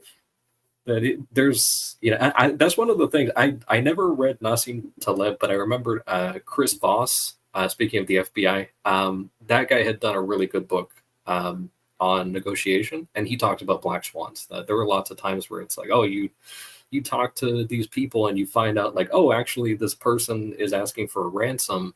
They're, I think there was a terrorist in like Thailand or the Philippines or something like that. And he was asking for like $1 million for an American hostage that he had taken. And it turns out that all he wanted was just to have it acknowledged that he wanted to have his demands acknowledged because it was coming from a religious motivation. And once it was done, he actually dropped the entire ransom. And and he was actually going to let the guy go, but the guy escaped like at the same time anyway. And the guy who was the terrorist actually went and complimented the FBI negotiator and his translator, who was local, and said, "Whatever you did, well done, because you got me to not do what I was doing, essentially." And he later got like taken down in a shootout or something like that with the police. Like he didn't learn his lesson, but at the end of the day, he still respected the fact that it's like, oh, I did get foiled, and all you had to do was just like listen and then just kind of trust, like, okay, things are going to work out, and they did. Yeah, and you do have to trust that. Yeah, Elizabeth. Yeah, yep. Life can flip in a moment, and it really can. And there's nothing you can, like, all the information in the world won't help you, right? Like for example, if you're out on the beach and all the water goes away, but you're like out on the beach, the fact that a tidal wave is coming does not really do much for your chances. I mean, it doesn't do nothing, but the people on shore, they have much better odds if they know, right? But the fact that you know and you're out on the beach, yeah, I don't think that's going to help you. It's just not going to, that information is not useful. Well, I wouldn't say that that a lot of these organizations are necessarily like an unstoppable force of nature, if that's what you're getting at. No, they're Yeah, not an but, unstoppable force of nature, but you're not going to stop them. And with the Star Wars analogy, it's like there's always a bigger fish. You know, it's just like don't worry about it. Like maybe you just kind of keep going in the direction you're These going. all sound like very nihilistic points. I don't know where you guys are getting this. That's so backwards. Like, there's no, always a it's bigger proper fish. It doesn't matter if you agency. try or if you're not. Like, No, what is this? You're No, just it's one proper lone person? agency. Like, It's proper where's this- agency. It's not tilting windmills, right? Like you're not changing the direct. You're not changing the gravitational force of the planet. You're not doing it. You're not changing the orbit of the Earth. You're not changing the spin rate of the Earth. You can't do those things, right? And the FBI is not quite that big, but it's that big to you. Or I'm Like, not even it's really the talking about same the FBI. problem. I'm more talking about the CIA because they do more like the weird covert stuff that you never hear about. The CIA operates almost entirely outside of the U.S. I They're don't not buy a that. concern for U.S. citizens unless you're overseas. I mean, my understanding is that they've been. Well, I guess no. Maybe I am. I know the FBI is okay. I guess I'm thinking about both. You're right. not. But You're no- not changing either of them, though. Like nothing that you do ever will change anything that they do ever. Oh, that's not true. No, that's They've reacted to me absolutely the before. case. That's the problem. People somehow have this idea that their agency extends past the point of a single other person, right? The most agency you have is within your own body, right? After that, it just goes downhill, and you already don't have full control of yourself. Jordan Peterson, you don't even know what you're up to. What do you mean? What do you mean by downhill? Do you don't think that things spread out, keep going? Of course, things The spread direction out. you But have? they spread out The from quality- you. If you Yeah. The quality misdirect them, dissipates. Yeah, right? Your power yeah dissipates. that's the thing. as Is you like get so you're further from talking your about you personal can't stop self. this, but it's like well you can be the beginning of something. You know what I mean? Or that you can participate in something larger. You know, I mean, that's kind of like the prayer thing. Right. That, you know, that I remember there was some sort of thing. I don't remember the exact study, but they did some sort of thing where they did.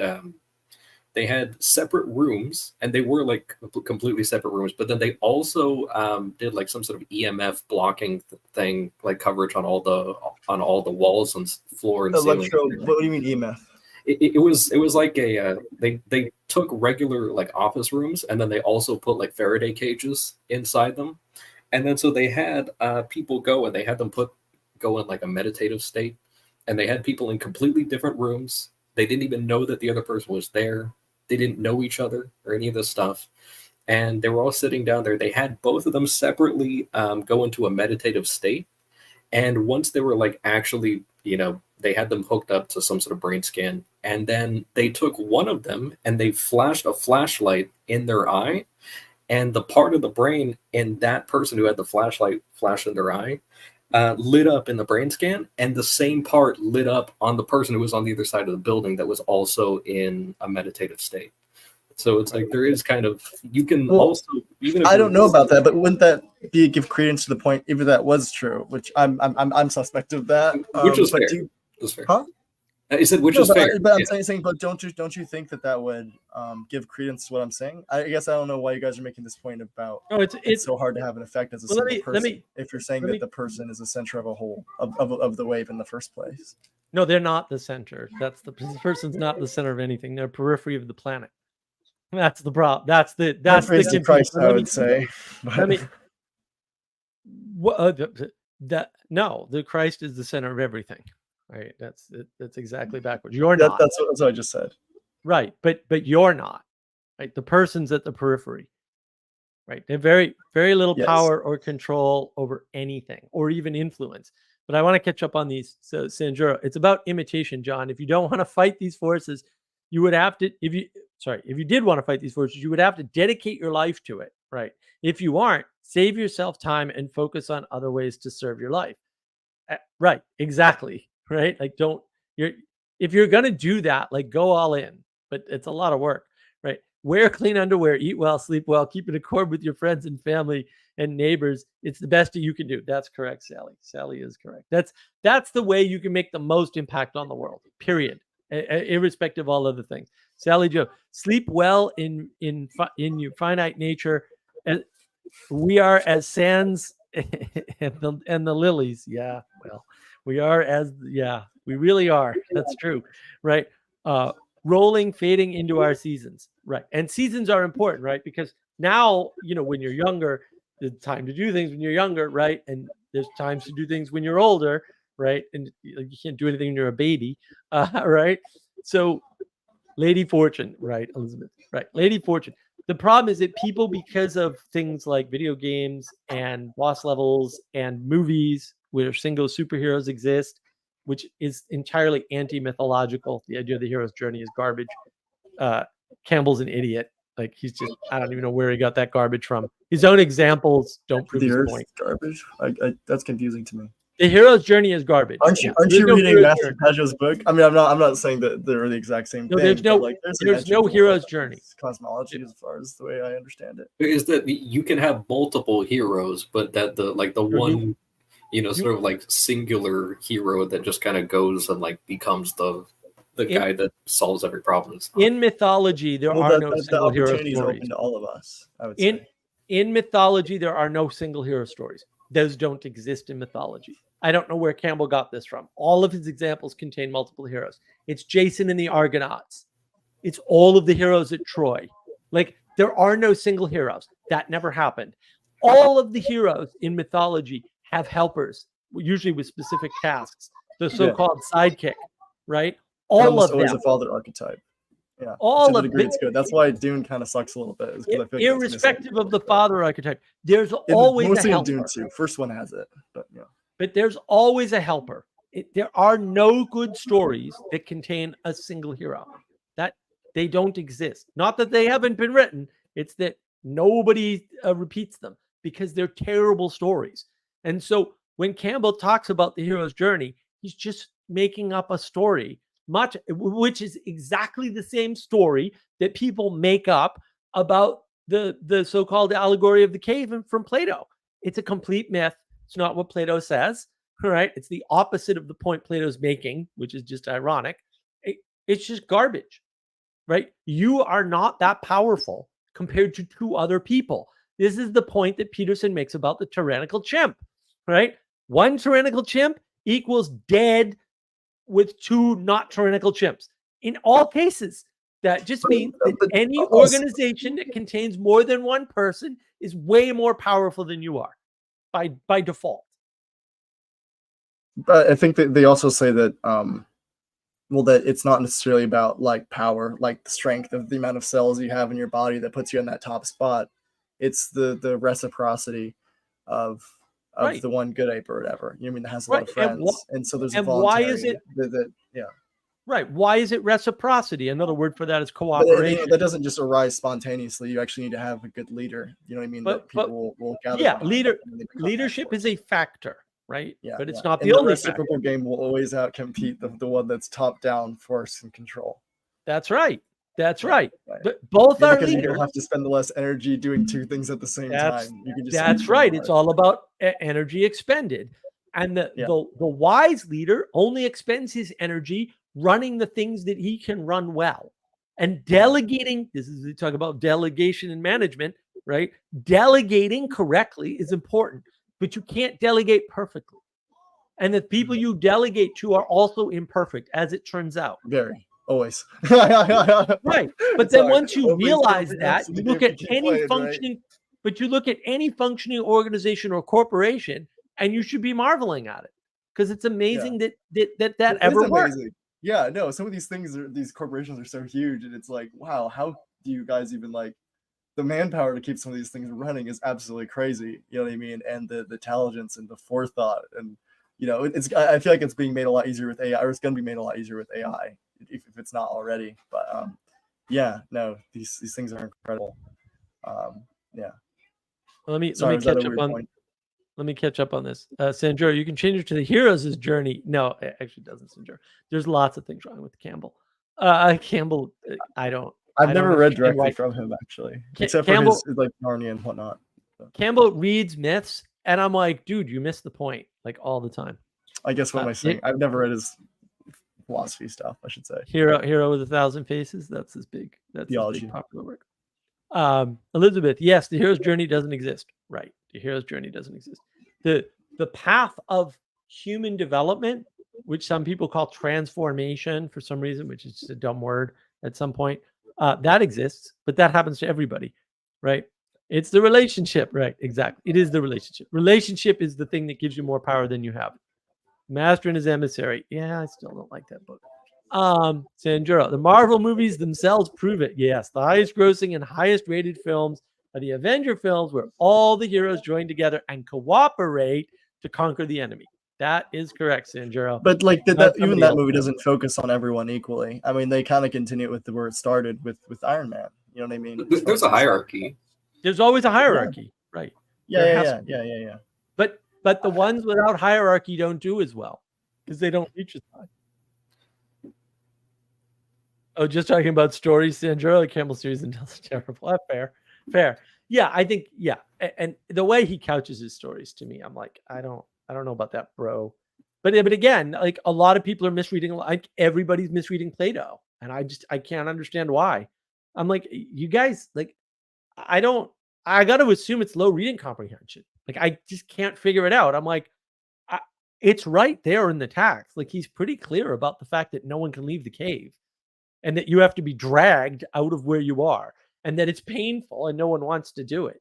And that even if you do it and you're foolish enough to go back in, they kill you. Like none of this sounds like a plus to me. I don't know. Maybe it's just me, but like it sounds like all negative.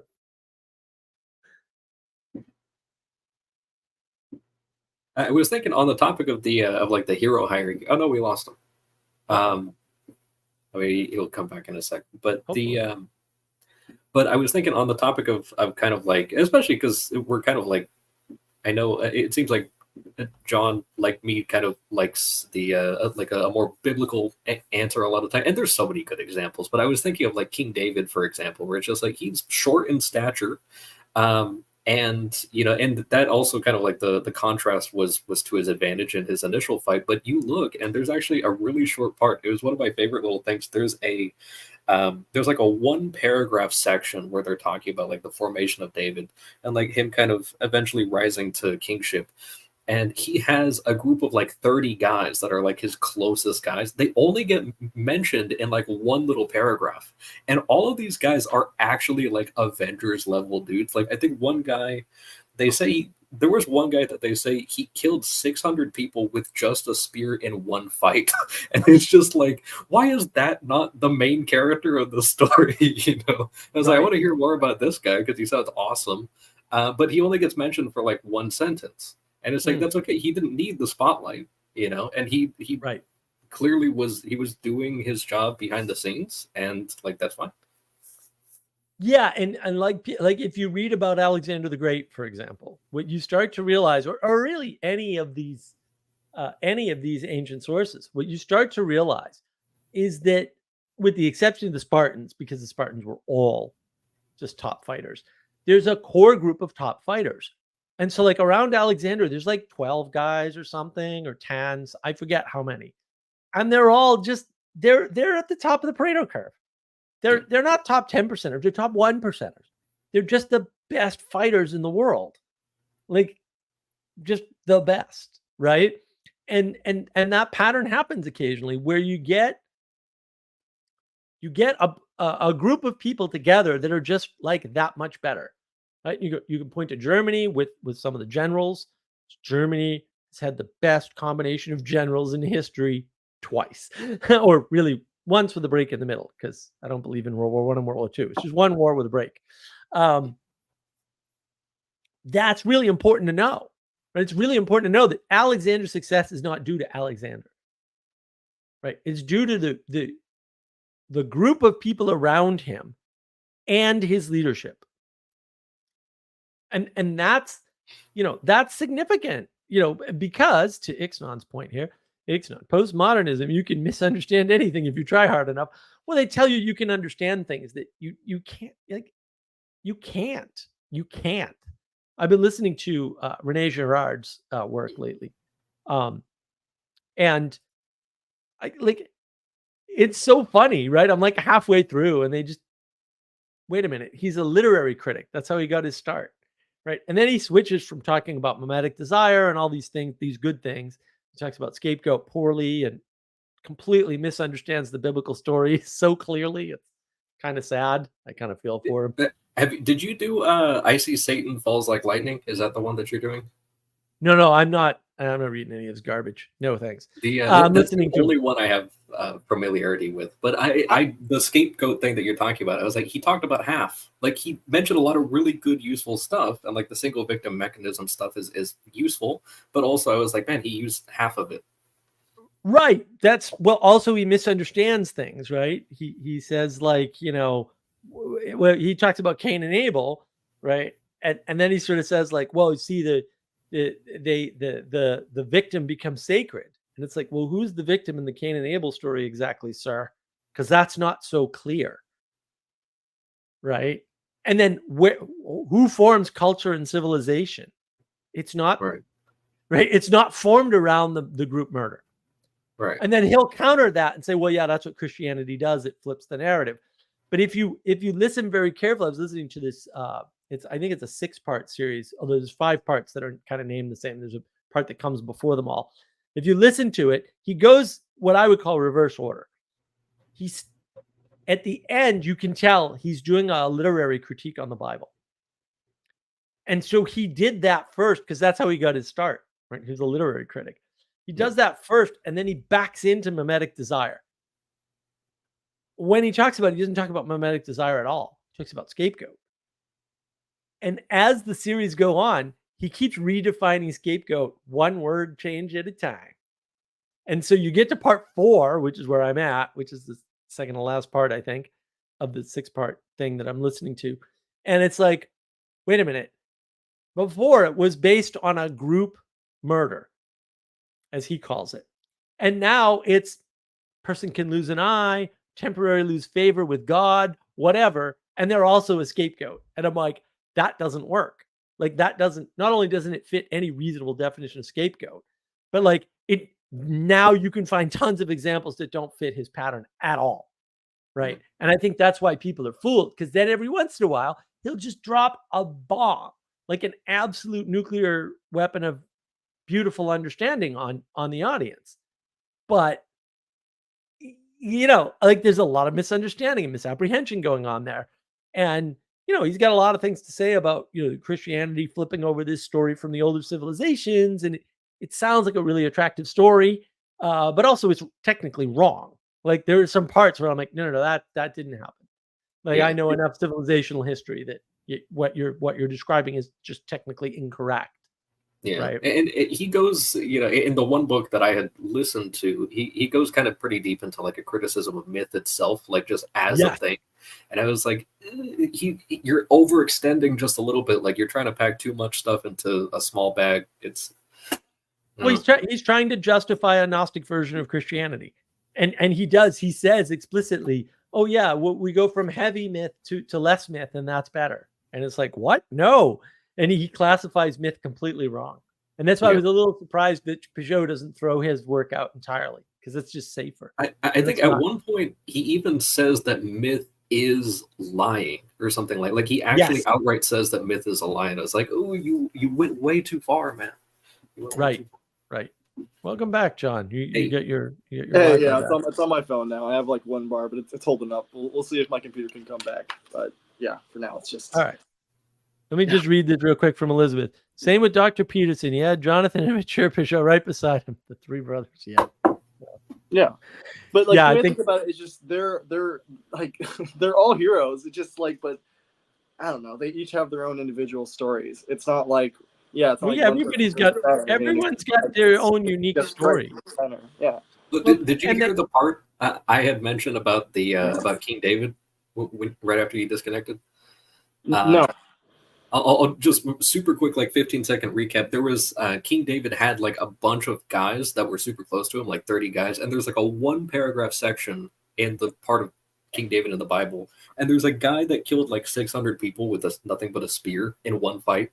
And it's like, that guy is basically like an Avenger, but also we don't hear anything else about him. And he's like, he's totally there and he was getting stuff done. but also he's not the center of attention, and that's okay. Like it was fine by him, you know. Yeah. No, I get that. I completely understand what you're saying.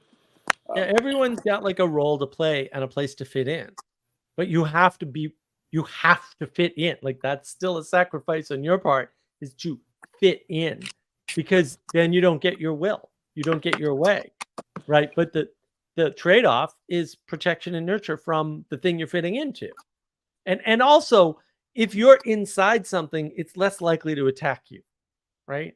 I mean, if you don't belong there, you don't belong there, right? But I don't know. It's hard. I mean, That's if I'm inside of a bear's cave, if you're in Nazi Germany, like, you know what I mean? And those things creep up slowly. Like, it's not a joke. These people. But that's where you get Stockholm syndrome, right? You're inside something, so you learn to fit in because it's easier. That's correct, right? Like if you're inside Nazi Germany, not being part of the Nazi party is not a good strategy, because you're going to end up in a camp. Really? They all ended up in camp. Like, I think it's better to die than be evil.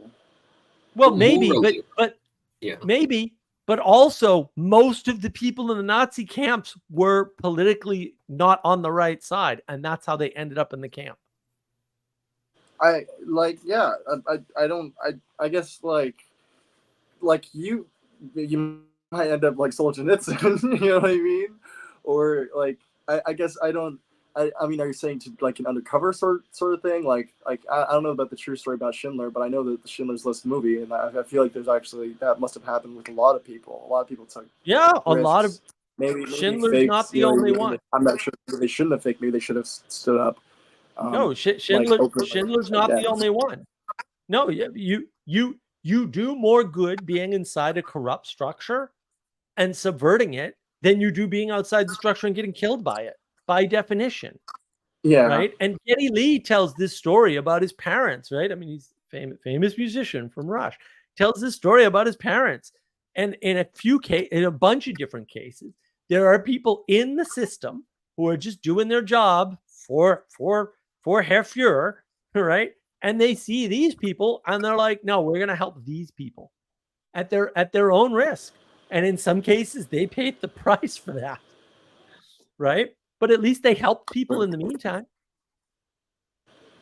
And that's the problem. And look, you know, there's the famous story of the mayor and the mayor's wife outside, I think it's Auschwitz, but outside of one of the camps, who, you know, when they found out what was actually going on in the camps with the gassing and the burnings, they killed themselves.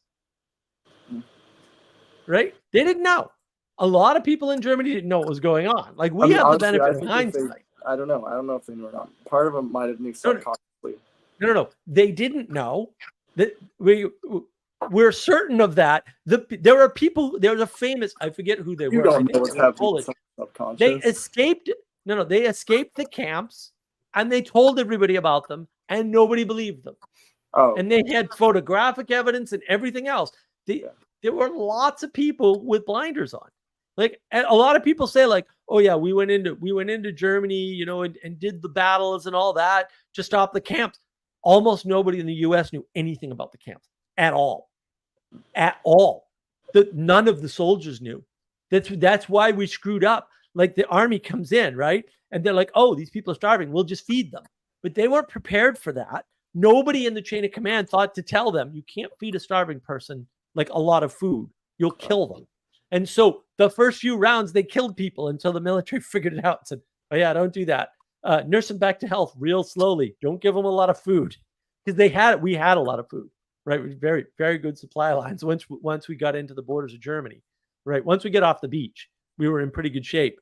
But like we were overfeeding people and killing them, basically, unfortunately, right? We didn't do too much of that. Why do you think that happened? Because they had no idea what was going on in the camps. None. Otherwise, they would have been more prepared to know what to do when they ran into these poor people who were half starved, right? But they didn't know. They had no idea. None of those soldiers knew the full extent of what they were fighting for, right? And it's just our retelling of history, right? I mean, there's a thing out there, and I forget where I saw it, but it'll come to me at some point, right? Where people were like, well, yeah, no wonder why the Protestants in the United States were scared of the Catholics. Look what the Catholics were doing in South America.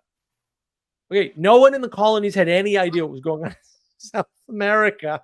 Also, yeah, those are the Catholics. Those are the Portuguese and the Spanish.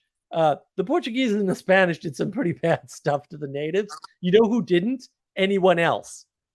Oh, that's a good little tidbit to know, right? It's the Spanish and the Portuguese who were doing all the bad stuff to the natives in the islands and in South America and in the Western US, the Jesuits, because the Jesuits just have a problem every once in a while, right? But they're all from Spain and Portugal, right? The English colonies, they never did any of that stuff, ever. The French colonies never did any of that. The French and the Indians, the Native Americans got along great. The native Canadians, even, they got along fantastically well. Their families intermarried all over the place. I've got some Native North American in me somewhere, right? Like, it wasn't a problem. But if you compress history down to, Columbus came in and did all these bad things, and Columbus was an Italian, fair enough. When Columbus got back, he got in trouble for that. Like even the people on the boat were like, bro, you can't be doing that. Like, you can't be treating the natives that way. And when he got back, he got chastised. I don't believe he was ever able to sail again either, right? Like, those aren't little details that don't matter. Those are big details that matter a lot. But you can't remember all that history. You can't process all that history. So we compress it down. And that's the problem. And then we go, oh, well, we know this about what was going on. And like, oh, we know that Hitler was working on a nuclear weapon. No one knew that. That's bullshit. No one knew that. We found that by mistake. And they had the information, right? And it took them a long time to figure out, well, what the hell is a nuclear pile? And what would you use it for? No one knew. Wait, they didn't know right away. I mean, we were developing a nuclear bomb in World War I. Like, you don't think just logically only after the Germans. Only after the Germans. No one was developing anything new. The Germans were the first ones to do a nuclear pile. Way first. And we found it. We didn't know what the hell it was to some extent. And then we had to figure out, what are they doing with this thing? Well, that's the thing. Like, people don't know that. I want to catch up on comments though. Okay. Andrew. No, Mark, we need this is a good one. Hold on. No, Mark, we need a cyborg meta-modern sci-fi myth created and branded by one specific person. Yes, Sandro, I'm sorry. I will confess and repent my ways. On myth, by the way, Girard actually said this, right? He said the older pattern of myth and the illusion of myth, Castle. He said that in this interview I'm listening to. I'm like, okay, I'm done with this guy. He's an idiot.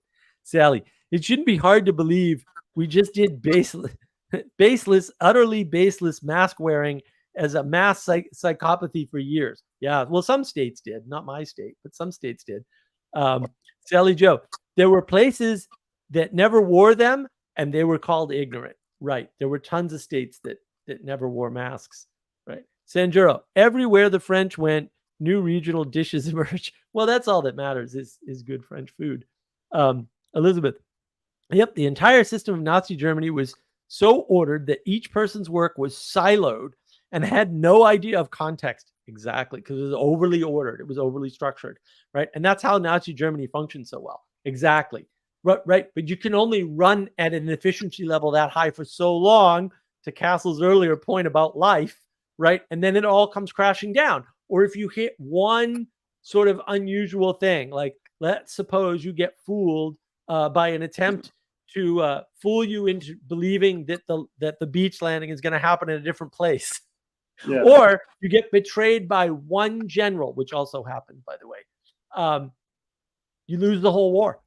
Because that happened. That happened, right? Hitler got fooled twice and he got betrayed. Well, he went after one of his generals and the general actually ordered all the tanks back. Yeah. Just before D-Day. Something you're... Oh. Whoops. What happened? He said his battery was running low. Yeah, maybe. Orandu, it's recorded in Patton's book, The War as I Knew It. Yeah, right. Yeah, there's a lot of good stuff in some of the writing from the people who were actually there. He ordered all his army and the local villagers to tour the camp. Right. And then the mayor and his wife realized what happened, and they couldn't deal with the shame, and they hung themselves. Yeah, no, it's awful. It's absolutely awful. No one knew what was going on. That's the thing. I mean, even after they were told, they didn't know what was going on. People have no idea. Hitler was amazingly popular worldwide, not just in Germany. And the reason why is because he performed a miracle. Germany was not going to be around in 5 years. It was not. Nobody thought that place was going to exist. Nobody. They were like, oh, that was the shortest country ever. All right. And Hitler effectively, for all intents and purposes, performs a miracle and saves a place that I think even Churchill wrote, there's no chance Germany's going to be around after this treaty. Right. And people felt bad about the treaty. I mean, the Versailles Treaty of 1919, from the first act of the Great War, it was so terrible that Woodrow Wilson, a crazy idealist who I don't particularly care for, actually did away with the League of Nations because he realized it had failed to do the one thing that it should have done, which is protect Germany from France effectively, because France was being completely unreasonable. Did you ever see the details of the Treaty of Versailles? Like the bad guys look pretty clear, and the bad guys are not the Germans in that treaty. They really got screwed, despite everyone's efforts, except the French. Everyone tried to save Germany, from the fate that caused the rise of somebody. And that's why when people go, well, you shoot Hitler, you would have gotten someone else, and they would have been just as bad, if not worse. Like, I don't know. There is worse, by the way, right? I don't know, man. The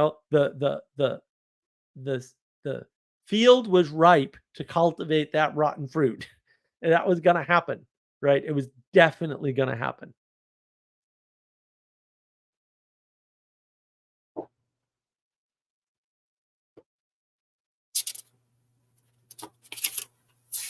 I was thinking about the whole thing of if you rebel against the structure that you're in, that you essentially lose the benefits and effects of that. And it was interesting, I think Jonathan Pajot had mentioned this a long time ago, and I remember buying the Physiologus, that like the medieval bestiary. And it's actually really interesting. I had it sitting on my shelf for the longest time, and I recently looked in there, and I forgot that he had Jonathan Pajot had mentioned the Paradoxian tree, and I was like, oh, that's an interesting thing, and it's in that book.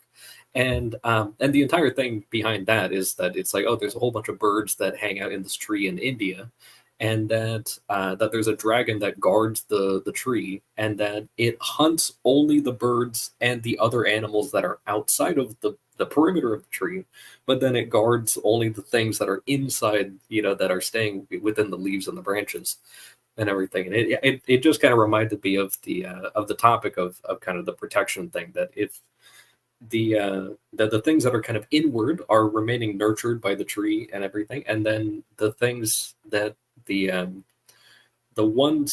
persons that decide to be individuals from the tree wind up getting, kind of chased down by the protective structure that's looking outward. It's kind of like you fly out of an airbase that has an anti-air battery or something like that without actually telling anybody, or against right.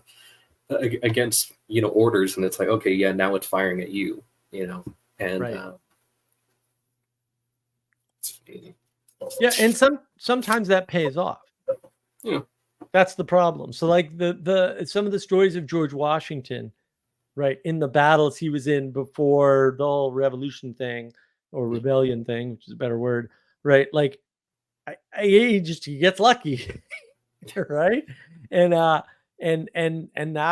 shapes who he is. But is that providence? Is it luck? Whatever. Who cares? It doesn't matter. Generally speaking, right? You should stay within the structure because the structure is protecting you, and it is a place where you can be nurtured. But if you rebel, you'll reject both of those things without realizing it. Right. There's an example that I really like. Have you heard of? I think he was like a lieutenant colonel, David Hackworth. Have you heard of him? Sounds vaguely familiar. He was in the U.S. military, and he has a book called About Face. highly recommend it as like kind of a military history sort of thing. The guy was absolutely crazy. But he rose through the ranks, but he fought in Korea as a young man. And it was interesting because this is not really to the topic, but I'll reel it back in. It was just, I thought it was a hilarious story that he was out there, and they had said when they deployed all the soldiers to Korea, oh, we'll have the war over by Christmas. So they didn't give them any jackets or thick socks or anything like that. And then Christmas comes around and they're all freezing in Korea. And so this guy, he had been kind of, he had no resources, and a lot of these guys, they were, to save on costs, the military had given these guys very heavy sleeping bags, and they were well insulated, but that was the only thing you had to keep you warm. And for as long as you weren't outside of it, you were totally freezing. But it was really heavy on top of all their other gear. So a lot of these guys would be so tired from marching that they would know, like, the only thing keeping me warm tonight when it gets even colder is this, and they would still drop it because it was too heavy. And there was one night when he was waiting through the night, and he had actually devised a plan because he was from Southern California. He was like just imagining the sun and going back and seeing his family. So he actually devised a plan to sit inside of a crater, bury his most of his body, and then leave his leg out and actually blow up his foot with a grenade so that he could get sent back on medical leave. And then he goes and he's about to pull the pin, and the sun comes up and he starts to feel a little warmth, and he's like, I think I'll get some breakfast. Like that's how crazy this guy was. But eventually he winds up being like a commander in Vietnam. And some of the stories, he gets in fist fights with his superiors, like just crazy stuff. And he gets fed up with the way that things are going, that, he'd send his guys out. He was a very effective commander, and they would take a position, and then the higher ups would say, no, we need you to pull back from there. And they would get recaptured by the Viet Cong, and they would recapture the same thing like 4 or 5 times and then lose guys and resources the whole time. So he imploded his career by doing a CNN interview, I think. And he exposed people by name for every single thing that they were doing wrong, and how many people like they got killed, and the cost that they had incurred and everything for their bad leadership. Right. And he did that. Now, I guess the question is, and it's all speculative, of course, but when he did that, he actually went on the run from the U.S. government because, he had violated a huge amount of things in his military contract. Right. And eventually he went to jail, but he wound up retiring, and he died as a restaurateur in Australia. So there was a happy ending there. But it was a very interesting thing. But you kind of wonder, like, if this guy had stuck around and become general, could he not have maybe had more influence? To your point about the people who were in the higher ups in Germany, if he had just kind of not been a yes man, but also not literally punched his superiors in the head when he had a disagreement with them, then maybe he could have actually had a little bit more lasting difference in there, or maybe rallied more support, but we can speculate but also how much pressure could he have possibly taken? I mean, a guy like that, how much pressure can he take? Hey, sorry, it's my phone overheated again. Sorry. That's all right. Welcome back. We're glad you're back. That's all that matters. I don't want to. You guys can keep talking. I don't know what you guys were just saying. I really came to mind. I can share that, but no. What were we gonna say? Yeah, Castle, you got more notes to go through? Let me look through them real quick. I don't know if anybody else. I got like pages of notes. I was doing notes on Moby Dick today as well. I'm trying to catch up and everything. You said, oh, you can't listen to it, and I was like, oh my gosh, here we go. I'm gonna have to do language creation on audio now, or the can't do language creation on audio, dude. I know. I already. Yeah. It's full of pictures. I know. I've read through it twice.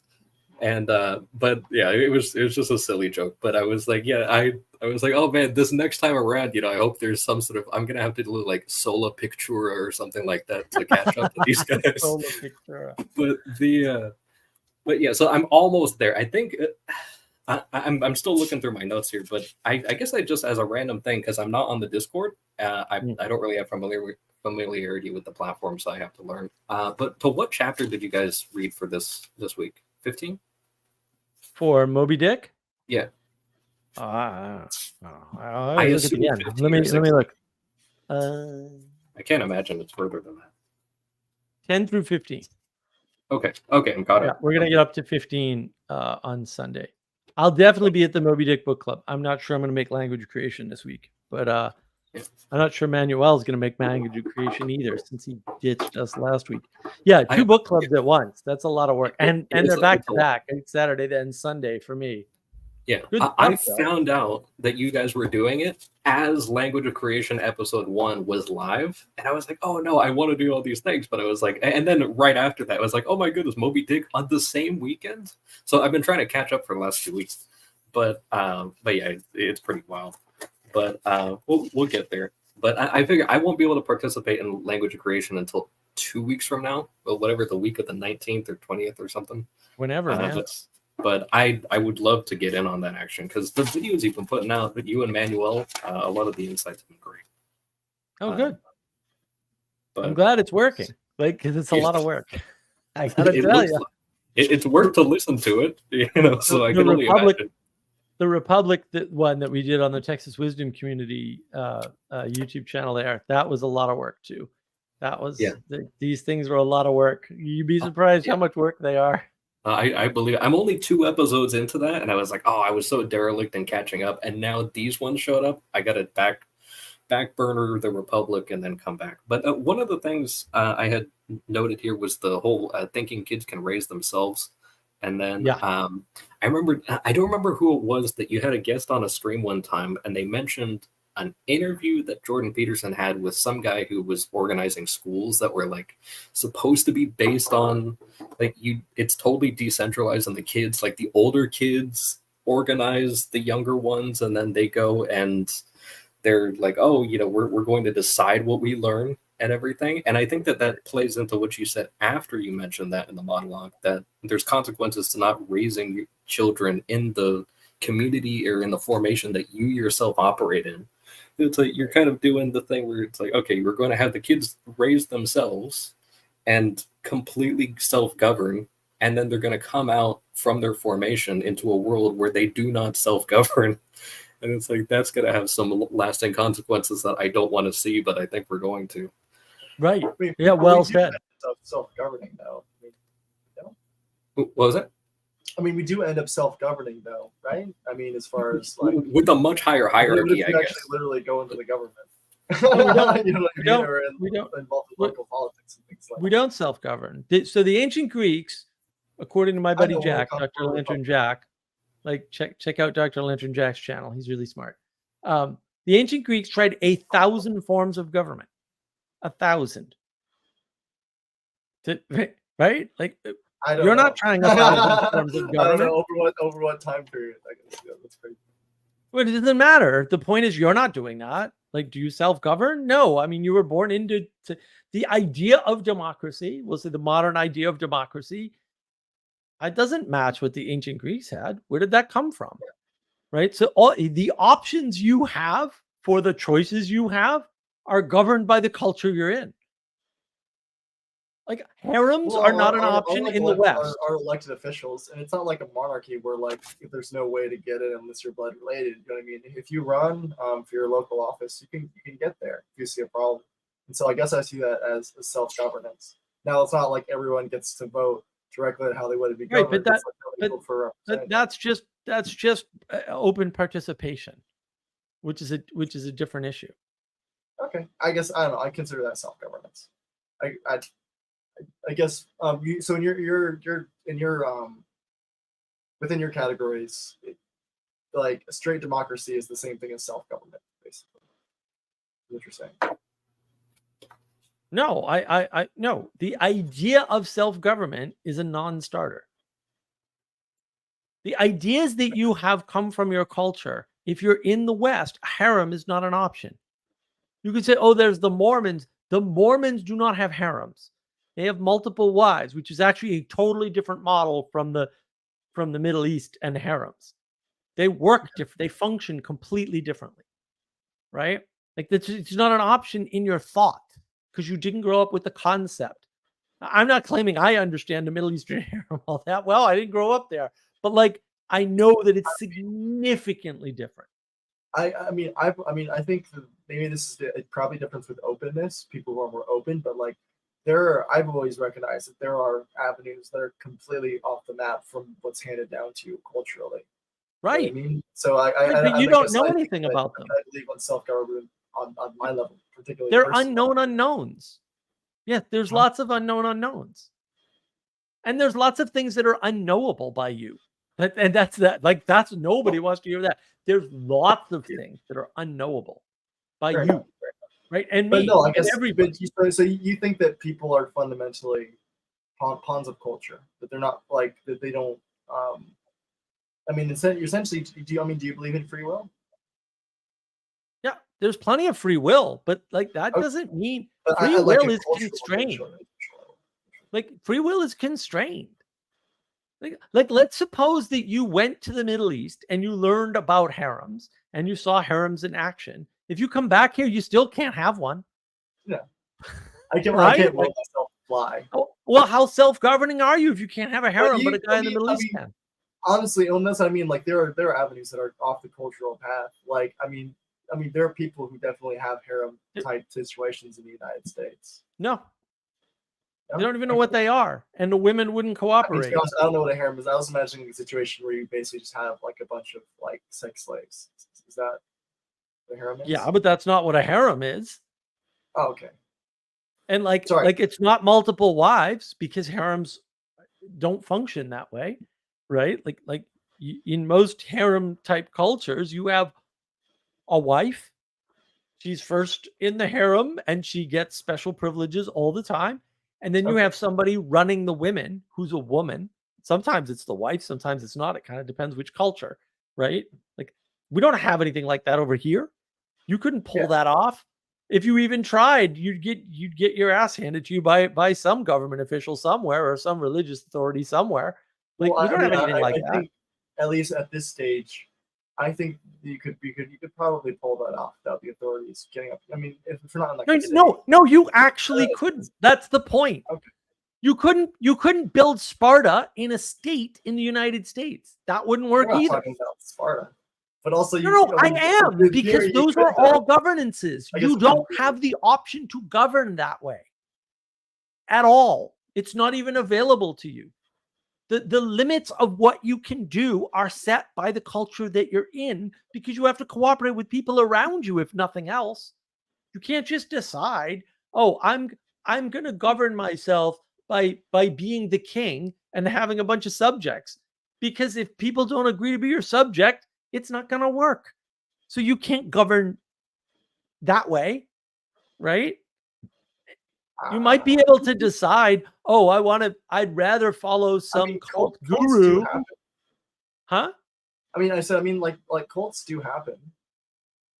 You know what I mean? And I guess Right. they They do fall apart. attract a lot of attention from the feds. Right. Cults happen. Lots of people try to start cults and can't, right? Yeah, yeah, Because yeah. they can't And they self-govern. usually don't I could have end a well. killer cult by You know, the way, so- even that thing where it's like the polygamy thing usually ends in violence. That's So right. it's like I think what the only time polygamy Yeah. doesn't end in violence sometimes is when it's like twin brothers that marry a woman and they're all poor because they live out in the middle of the desert and that's the only way they can survive. But Hey, all you say the other something about times my family? usually it winds up not turning out super well for people because there's that thing where I think Jordan Peterson talks about this, like the access to women, and then that when you start limiting that and you have an excess of males, and then one male has kind of amassed an excess that it becomes the tyrannical chimp thing all over again. Right. Okay. And that's the problem is that me and my brother aren't Eskimo brothers. We're just biological brothers. That'd be weird. but that's the fundamental problem is that most of the ways you would wish to govern yourself don't work. I mean, that's why you have passions and desires that need to be controlled, right? Oh, yeah, they I mean, like honestly, like yeah, I wasn't saying that they do work. They definitely don't work long term, but I think you could get away with it for like a short term. Like we have Maybe. a constitution, but like people are still people maybe. like commit like laws against free speech and Well, treason and that's- stuff. And that's why people stop you from doing things. But in order for you to have self-governance, you have to have self-discipline. And most people don't have anything like that. And so the idea that you're free to, quote, govern yourself is already suspect. I mean, Peterson says this. You don't know what you're up to. Yeah, you kind of don't. Yeah. Well, that's a problem to self-governance if you don't even know what you're up to because you can't see yourself clearly, which you definitely can't. None of us can, right? Then who's governing and what are they governing towards exactly? Because like, I don't know. Well, and that's why you need the culture to hold you together and to show you like, Paul Vanderklay's excellent work, right? Like we outsource our sanity. Yeah, we have to. You don't know if you're sane. It has to be relative to other people. If you throw somebody in solitary confinement, they go insane, reliably, consistently. Well, that's kind of a hint that sanity relies on other people. Right? And so those norms that are available to you are available as a result of sacrifices other people are making, some of whom you'll never meet. Right? And what you have exposure to and what you have access to and what your native abilities are. Like there's lots of variables involved. Yeah. And like maybe you want to be Elon Musk, but you're not willing to sleep under your desk and spend all night at work making the code work. Well, then you're not going to be Elon Musk, no matter how many IQ points you have or how many things you know about or how many successful businesses you run. I mean, I guess if you're not willing to put in the work, it ain't going to happen. Though, right? Huh? That's why I asked the free will question. Because that is a choice, though, right? Like you could choose. No, it's not a choice. No, it's not. I can tell you right now, we have an entire. No, John, we have an entire industry of software engineers who are not good enough to program, and that's why none of this works. It's so broken. There's so many updates on this phone. Even that, like I fundamentally believe, like the way you should understand things is that mind shapes matter. You know what I mean? Like. Well, whatever. There's got to be limits to that, and everybody's limits are different, which means everybody can't do anything they want. Like that's the problem. I'll never be a forward center in a basketball team. It's not going to happen. I'm not tall enough. Period. Yeah. I can't do it. But in like theory, you could redirect, and this is like thinking like on a small level, thinking about something weird right now. But you could redirect with your free will the culture to that given aim, and then the consciousness of the culture moves in that direction, and eventually you would get. But it doesn't. No, it doesn't. No, you don't have that kind of power at all. But and the problem is, you get bogged down with all the other stuff. So like, you still have to eat and sleep and do all the other things, and it's like, and that there's also like kind of the random things. Like an example, I'm scuba certified. And I like scuba diving. I'm asthmatic, and yet my doctor, for some reason, still allowed me to do it, and it was fine. And I got I got all of my certification and everything. And then, even despite the cost and everything, I didn't have a lot of money. I was working part-time, and scuba stuff is expensive. But it was really fun, and I enjoyed a lot of those adventures and everything, and I'd like to do more. But so there is that kind of thing. That'd be cool to go down. Honestly, I think about like in another life, that would be really interesting. I mean, whatever. Why am I thinking about it like that? It's just a scuba license. But it's like it's fun, and I enjoy it, and I appreciate the experience and everything. But also the thing is that asthma didn't stop me from being a scuba diver. But I live in I live in eastern Pennsylvania. There's no water for me to scuba dive now, so it's like I have the certification and I have a lot of the gear, and I can rent the rest. And I have now the discipline and better health than I did that I could actually do that just fine. But also, I don't live anywhere near water, so there's nothing I can't do it. I'm limited in that way. No, I get you. Yeah, no, I understand. I understand the physical. Like I said, like you can't fly. I can't fly. Right, but you also don't know where that line is. How did the first bird come? Right, but see, the problem is, John, you don't know where that line is. Like we don't know where the line is, right? And also, to history of Western civilization's excellent point, there are limits to the will, and you don't know what the limits to your will are. And so you can say this happened, and maybe that story is even accurate. That doesn't mean you can do it just because somebody else did it. That's not how the world works. And but I want to. Yeah, I want to catch up on some comments here around you. You can get away with anything in the short term, right? You get away with anything.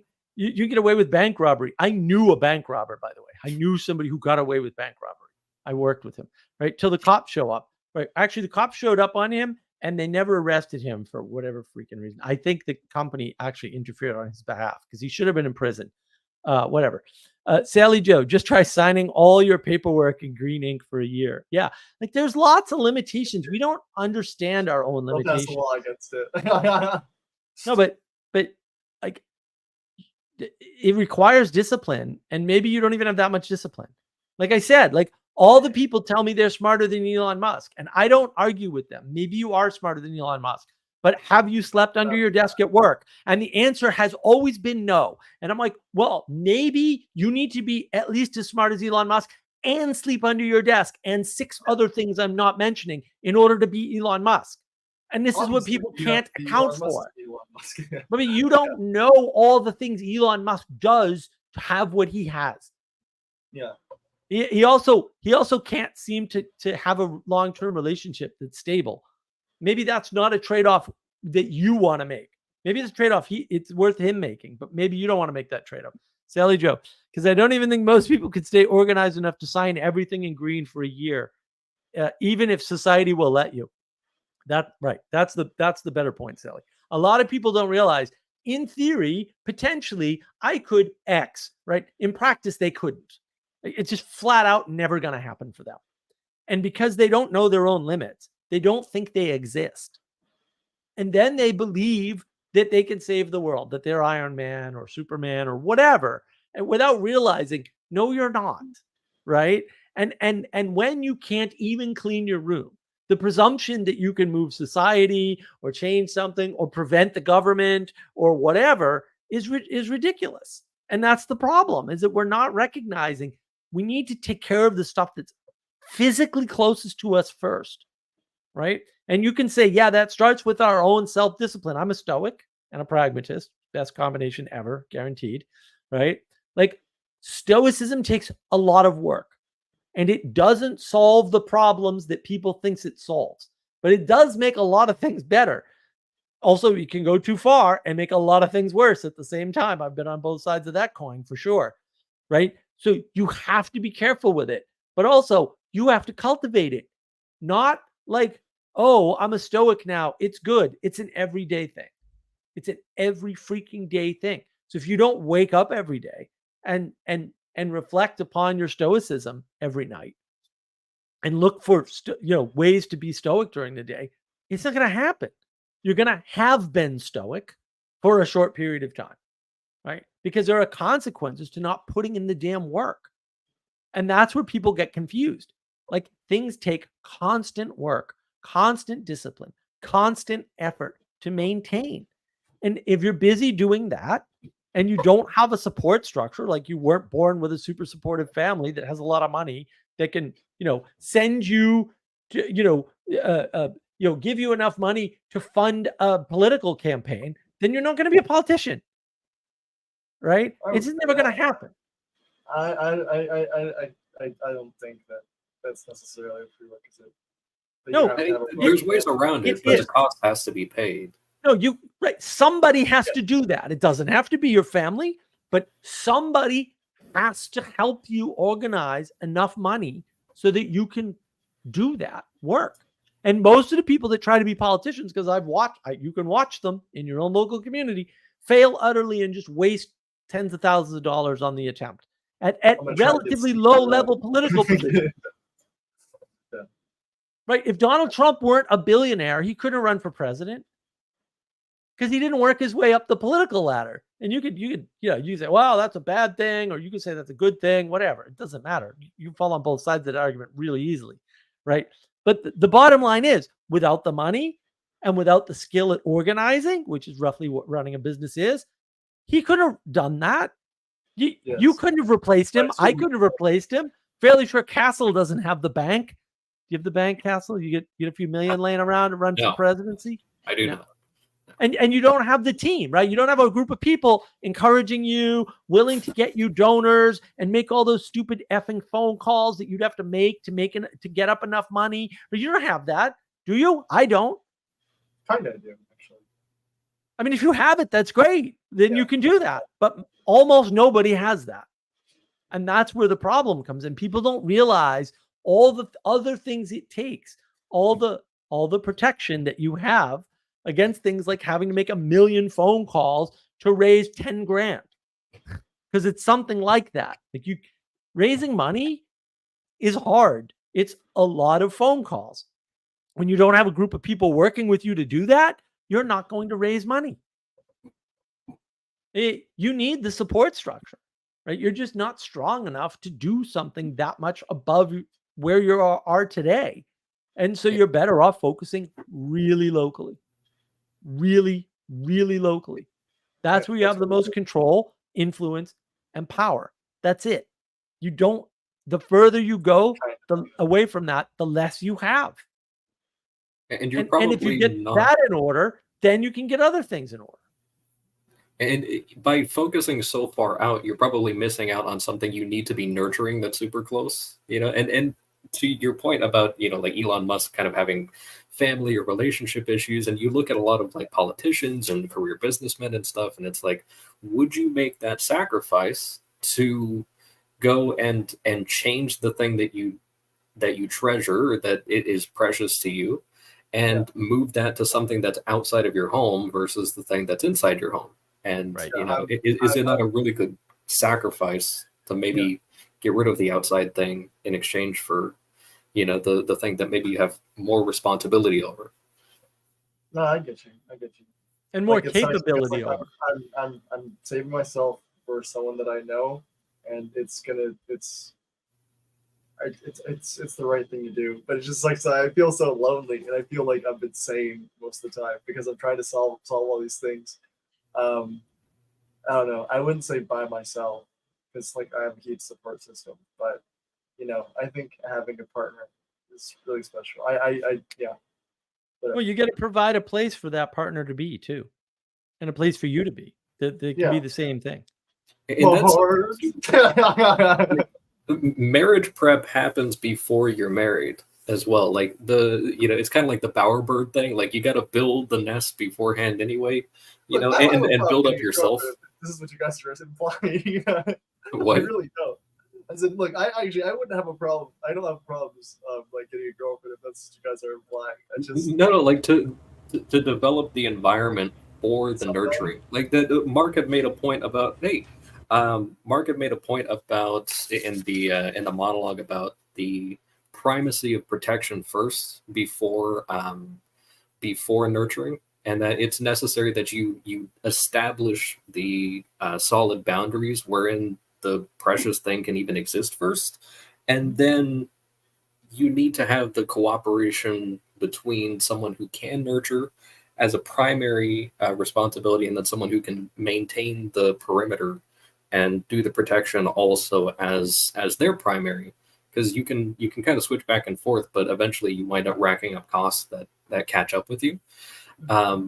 But that it's that sort of thing of just kind of like, okay, you need kind of purification and to kind of build up, whether it's to kind of protect yourself from your vices in a sense, by kind of the Christian word would be like to mortify that, and that he was saying that you have to be kind of protected from yourself, but also that you can wind up over nurturing yourself to the consequence of removing yourself from protection. So he made an example that he overeats sometimes, or that he has kind of a proclivity to really enjoy a snack and then just kind of keep going like a goldfish. And it's like a person can do that, but they can even do that in, again, within the Christian frame, some people can have their vice or addiction to sin, or to any other sort of behavior that they could just be doing better, or an absence of a behavior that they should be doing, or that's necessary for the protection that they will be doing in the future. Like, it's a lot better to learn how to be a protective father before you actually have a kid, and then you have to learn that all at once while also having to change diapers and feed the kid and get woken up 30 times a night to cry. No, I'm not, but I've been around a lot of kids, and that I take the vocation very seriously, that I feel like I'm called to it as well, but I'm in my kind of purification time, that it's like, well, if I were ready for it, it would have been provided to me by now. But I realized, like, okay, if I had a daughter, would I think like, oh yeah, this young man is capable of providing the protection that's necessary, especially within like a Catholic context where it's just like, okay, are you actually going to have like 10 kids or something like that? How much protection can you actually provide? And are you ready for that? And maybe you need a little more time in the oven, you know? Hey, Danny. Hey guys. Hey, I don't have too much time, but I did want to, I had a couple quick thoughts on the concept of protection. The first thing that came to mind was that an AI robot can't throw a baseball, and so like what we do as humans is we aim or we use tools to multiply our force in a concentrated way. And I think the concept of force is one of those fundamental things that it's not really an axiom, but men, at least have a monopoly on force. And so then I started thinking about like, okay, well, what is force and what does it mean to concentrate force and what are the things that we protect ourselves against? I think this could be wrong, but I believe in the Republic. I don't have time to look it up and I can't access my notes right now, but I think music was either an important part in creating or controlling the warrior class or something like that. But there's lots of quotes along the lines of like, one is attributed to like Saddam Hussein that says, if you let me write the music and the poetry, I can, control the masses or the movies or whatever. It's not the laws. It's not the laws I care about. It's the poetry, the music, the soft stuff, the spirit that informs the warrior class. And then I started thinking along the lines of, I don't know whether there's maybe a better word, like maybe better distinction between like protection and preserving. But I think a lot of the things that we protect against ourselves are like egoic, as opposed to like maybe the elements. When you think of like protecting yourself against the elements, I think of like a farmer. And I think what's really been lost in our culture is what makes warriors. I think the mindset and all that internal stuff, like for example, I only listen to certain types of music when I work out, because of it engages in these complicated internal processes that I can talk about, but I don't really have too much time to get into, which is interesting. Dude, yeah, all the time. Cool. But in Vedic psychology, they have a model, the 5-part model for the mind, and the ego is called the protector of the mind. So you have got the intellectual and emotional part, and there's other parts of the mind which I can talk about. But the ahankara, or the ego, is called the protector of the mind. And so when I think about protection, I think you guys mentioned organization and how organization protects us against chaos. So if you think about like, well, what is chaos, or what does a belief system or organization do for you? That's really protecting yourself against yourself and your own. Otherwise, your mind will go crazy, and when there's too much in front of it. So those are a couple quick thoughts that I just had on the concept of protection. No, that's good stuff. That's interesting. Yeah. Says Janny with his wife beater shirt on, showing off his muscles. By design, I figured, I love it. I want to catch up on comments real quick. Sandro, I was dedicated to being a good father since I was in the 6th grade. By the time I had my first son 5 years ago, I had formed into the kind of guy who would make a good father.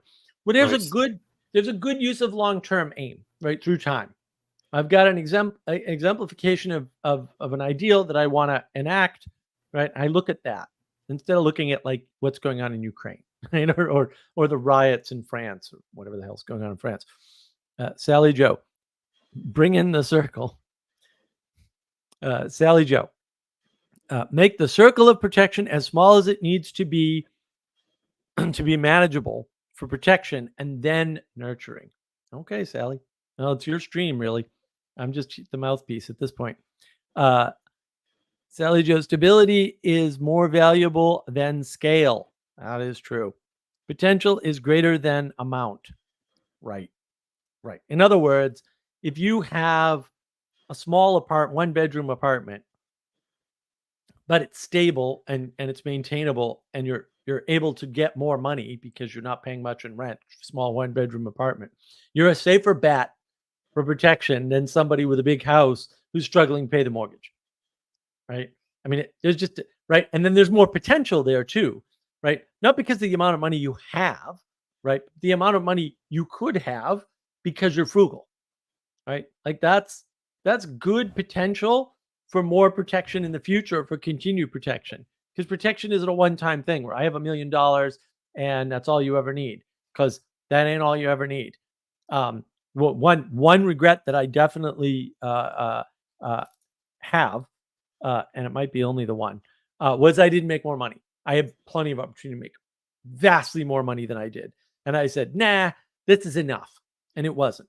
It just turns out that it wasn't. Now that might not have worked because when you get your stuff stolen from you, it doesn't matter how much stuff you have, and an argument can be made that they could only take so much, and had you had more, you'd have been fine. It's a reasonable argument, but also it's not a guarantee, right? But having the potential, that's a whole different story. That's a whole different way of thinking about it.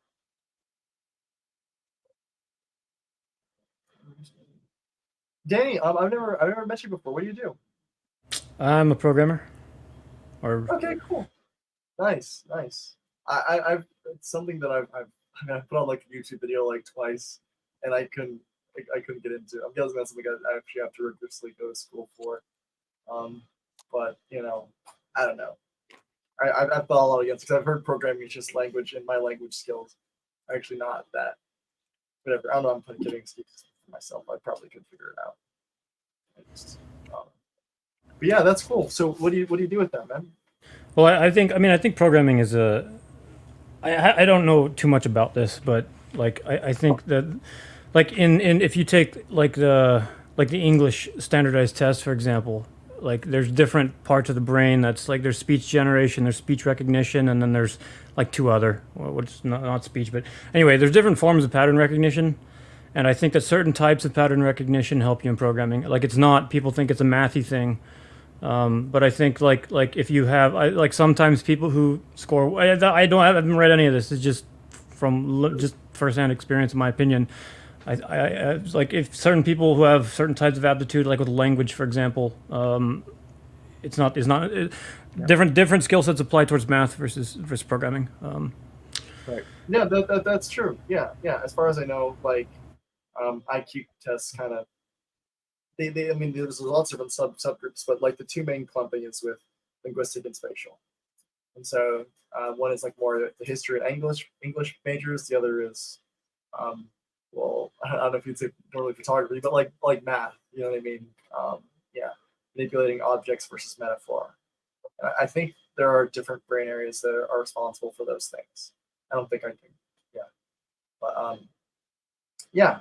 So that's interesting. The problem with those tests is there are at least 12 known axes, and they used to. I don't then know they're not even. They're not even close. At one point, and then chilled out. So, Yeah, the two big ones are as useful as I'd probably get. Right, but they're not even the biggest ones, and that's really the problem. Is that they've got these systems that don't map to anything and they don't scale, and then people ask me all the time because I'm terrible at math. I can't multiply and divide at all. Even on paper, like it's bad. I'm great at computers. Fantastic. Well, computers do all the math. You do not need to do math if you're in computers. You didn't have to have calculators in school though. You got to figure this out. But if I'm guessing right, when you were in school, they didn't give you guys calculators. So how'd you get through math if you can't do division and multiplication on paper? I didn't. I failed math pretty much. Like I don't know what to tell you. I can't do math, dude. Like it's not that hard. No, not really failed. Right. Like I mean, I didn't even like there was no way they were going to try to teach me calculus. Okay. Right. They got me through algebra, and that's about it. Yeah. And I don't even remember any algebra. You don't need any math at all to do computers because it turns out that computers are great calculators. Yeah. You have to understand certain principles, right, in order to be able to do. Like you have to understand precision and floating point numbers and bits, but that's actually not math at the end of the day, right? It helps to know some principles of mathematics, but actually doing the equations, the computers do all the equations, and you don't need to know that, right? And I had a teacher a million years ago, and he knew he spoke 4 languages fluently and knew like 8 others. Like he was right. And then he left teaching to go be a programmer, right? And pick up programming languages. Right. Because that exaps pretty well, as it turns out. Right. One of this is like the best teacher I ever had in public school. His name was Mr. Lawrence. He was in my 8th grade earth science teacher. I think he taught some other classes, but I don't remember. They're all science related. The most overqualified teacher I've ever had. He's actually, I believe this is still true to this day. but he's in the highest grossing IMAX movie of all time.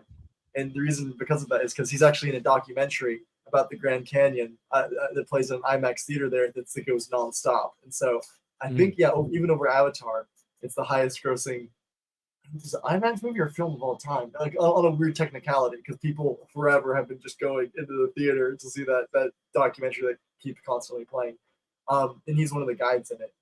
But yeah, no, you could ask him anything. It was so cool. I remember one day someone asked him like, "Hey, why do these rocks like grow in the dark?" He was like, "Do you want to know?" He was like, "Yeah." Like, "You're not just asking. You really want to know?" Like, "Yeah." And then he started going into like quantum physics and stuff for a while. It was so cool and so crazy. And I think by the time at the end of the year, that ended up being his last year, he went to go teach. I think I don't know, something like in Korea, somewhere in the East or something like that.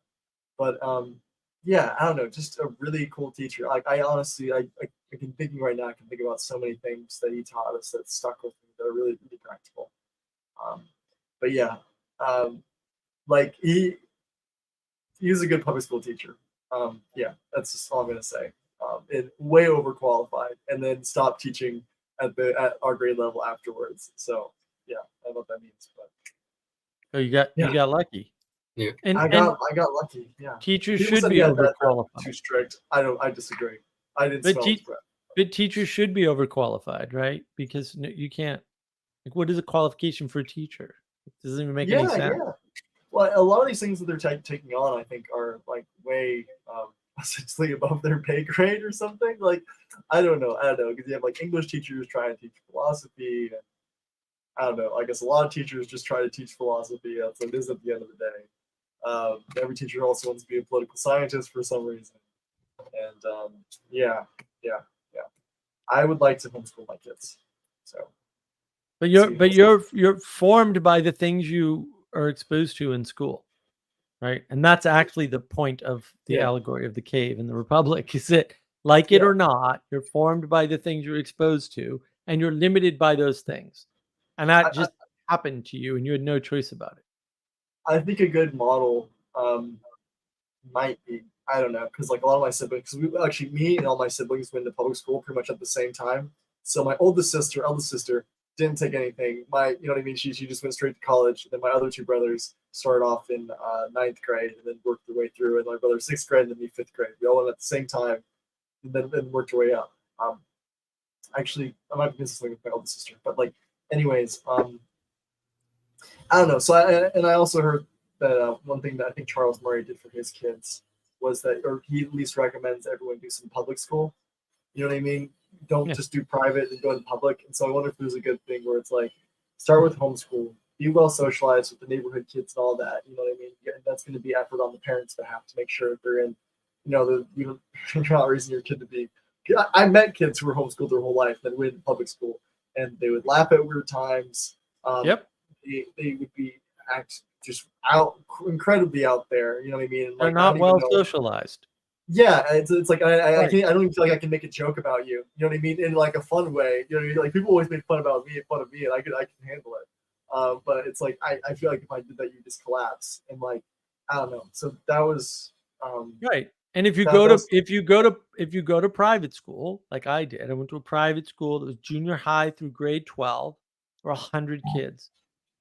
Okay, so you can imagine that most of those children, in fact, I think there were only 4 of us, were wealthy.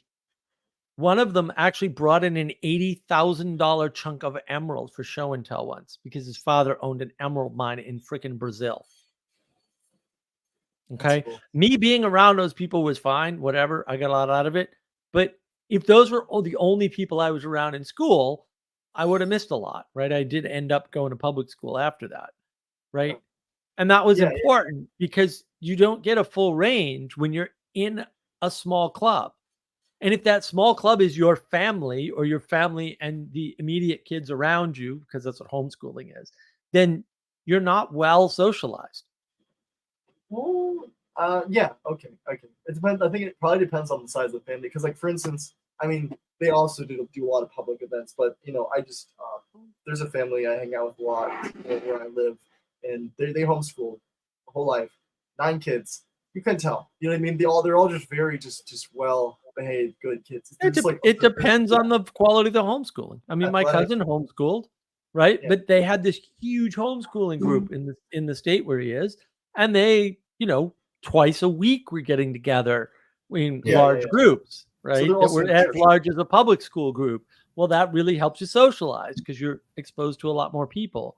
And homeschooling isn't one thing, right? It's a Yes. statement. It's a statement of a rebellion against a system, right? For better or for worse, right? And Yeah, so, it's like, so funny. some What's this- homeschooling is You know probably what I good. mean? Yeah. But yeah, Right, those but not homeschool all. networks can be pretty big. I mean, I was homeschooled for about half my schooling, and I want to say, so there was a good chunk. The first half of my homeschooling was actually pretty great, and then there was a portion kind of post family drama where a lot of my homeschooling. Speaking of kind of like the those crazy schools that we were talking about, it was basically completely unsupervised homeschool. And it was like, because that was just it's like, okay, you can either work or you can teach the kid. And it's like, you get one. But there was a homeschool group, and they did an amazing job of not only having people that, you could have, like, the older kids could go and kind of do some tutoring. And then the parents each had kind of like, they would take on different responsibilities for carpooling and stuff. And so you Yes. could do field trips to museums and stuff. And a lot of the museums had like free days. So you could socialize and still kind of network with the other kids and, do like little mentorship stuff and everything. So honestly, it really does come down to how it's the protection and nurturing thing, where it's just like how well defined are the borders of your homeschool group, and then how well are you actually nurturing your kid in between those visits with the other kids, so that you don't have like that situation that Jordan Peterson talks about with the summer camp with all the antisocial kids where they just got worse, Yeah. No, that's all a great point. It's you not were in one something thing. called the homeschool hangout. Sorry? Yeah, it's not one thing. It has one name, Yes. but it's not one thing. And that's where people get confused by. Well, even public schools, you know what I mean? Like, I went to a school, it was called the Bois Junior High, and that was absolutely great for me. Sorry, but I've been really quiet this whole time. But that was absolutely great for me. I mean, they had a digital video production program that was really cool for me, like stretch my wings in.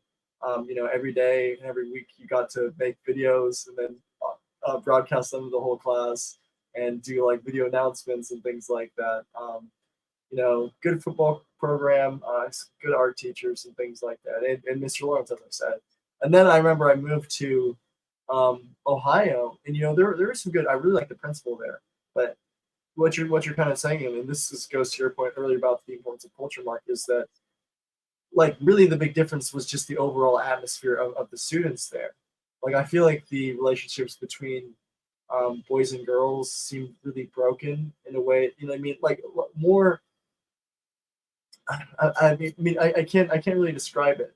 It was just weird. I felt like we were all just kind of in one friend group in Boise. All hanging out. You know what I mean? And then it almost felt like when I was in Ohio that, like, I don't know. It was like boys and girls like hate each other still, and I'm like, it was kind of there was like an immaturity to it. We're like, what's going on? Like, I don't know. And like the boys and girls didn't really hang out. They just kind of looked at each other as just like I'm trying to lay that girl and stuff like that, just like all the time amongst like the popular kids. I'm like, this is really weird. Like, I don't know. It was really alienating at first because I'm like, I just want to like all hang out together and not be like. Changing culture is a big deal, and people don't realize moving is often changing culture. Yeah. I mean, yes. That's domicide, right? Yeah. Because you're no longer in the protective structure you were in, and you no longer get nurtured in the same way. That might be better, but it also usually is not. And there might be like temporary consequences too. Like my experience moving from Southern California to Pennsylvania was kind of a bit of a culture shock. It is a better and safer place, but also when you're used to Los Angeles, you feel safer there. Even even if your car gets broken into every now and then or whatever, you still kind of have like a sense of security because you know your way around. You have a social network and everything, but then you go to another place and it's like, I have no idea where anything is. Yeah, you and these people drive differently. Or actively trying to attack you. It's like, okay. Yeah, the people here. Yeah, it's like I don't even like just kind of the way that people move. You can I could tell how people drove on this side of the country by watching them move their shopping carts in the grocery store, and it's night and day. And I have to. You have the thing in California where it's that people don't know how to drive when there's like it starts to sprinkle a little bit because it never rains and people freak out because they hydroplaned a little bit, and then everyone slows down and you have traffic for weeks. But over here, like people seem like they want to kill you, even if they have like a grocery cart, and it's just like you have to be kind of on your toes. Competitive. Yeah, and it's like, but now you kind of get the flow of it and know like, okay, I'm not gonna fishtail my way out of this, this situation. I'll just let this guy pass. No, but by the way, for those of you guys who like what I was talking about a second ago, like what happened was that like, I don't know. I guess I shouldn't talk about this yet. Nothing. I had issues with people who were cartel members. Whatever. It's just the whole thing. They tend to cause issues. Huh? I said they tend to cause issues. That's their Yeah. specialty. Huh? They're good at it. They're very good at it. Yeah. Related to protection and nurture, in developmental psychology, you might have heard of terms like learning mindset or performance mindset or fixed mindset or growth mindset. They've done studies on kids, and it's basically like kids who are rewarded based on intelligence or performance, like you're successful because you're smart, you're performing well. They develop this what they call fixed mindset, which is essentially the molding of an ego, which is protecting you against negative emotion and certain reactions, as opposed to groups of kids that are rewarded for effort, which they describe as growth mindset. They describe these two processes, and they have like pretty strong predictive powers over the course of life. But I mean, a lot of that, obviously, a lot of your ego is formed in your early years. But I mean, there's a lot of that. And I've heard traces of those types of things in both of your stories, though. Yeah. For whatever that's worth. That's worth a lot, man. Thank you. Yeah. So I did have to go pretty soon, but I was wondering if there was any reaction to any of the things that I brought up. Yeah, you Yeah, had some good insights. I mean, Sally Joe said, "Awesome, Danny." There you go. I agree. What more do you need? Honestly, we bring up so much. It's hard for me like to pick out one particular thing. But yeah, no, I think we. So sorry. No. I just had a quick thought that just came to me, which I might have mentioned briefly, but I don't remember. But when I think of protection, I tend to think of exclusion. Like, I mean, when I think of protection, I think of like being in the gym, and in order to go in these states, in certain physical states, there's a very intense mental concentration, and when I think of nurture, I don't necessarily think of that kind of a thing. I mean, I don't know if I would call it inclusive. I don't know, but there's something there, I think. Yeah, nurture is inclusive by nature, and protection is exclusive by nature. Yep. I think of the word wait. temple. Like the root of temple, like the tem means to cut off, and so just kind of thinking of that, it's like, okay, you had the precious thing inside the temple, but you're also excluding Did he hang or is it everything me? else. What was it? What? Yeah, you're excluding everything else. Yeah. In order to actually include something and to create those boundaries, and to Sally Joe's point that to make the boundaries small enough that you can actually protect and nurture within the thing, you wind up essentially discriminating against literally everything else. So there is kind of like a cutting off of that. Right. And then if that space is big enough, you can let something in at your discretion to be nurtured as well. Yeah. Right. And that's why nurturing is inclusive. Right. It's just inclusive within the exclusive space. The exclusive space isn't there. There's nothing to include because everything's already included. Yeah, it's all outside. That's why boundaries matter. Yeah. And you need to draw the boundaries, right? So that somebody else can live there with you. Yeah. Or cooperate there with you, right? Or whatever, right? And that's why corporations are important. That's why institutions are important. That's why governments matter, right? And when they're not functioning well, that's a function of people, not systems. And so you need to fix the system. I mean, yeah. Have you done a live stream? Sorry. We agree there, actually. Have you done a live stream on boundaries? Where Yes. Okay. Because I had a bunch of thoughts, but it'll take a Bring long them up time. now. They're all relevant here. Well, I need to chew on them. I don't think it'd be productive to shoot from the hip. Go That's what we for do it. here, Danny.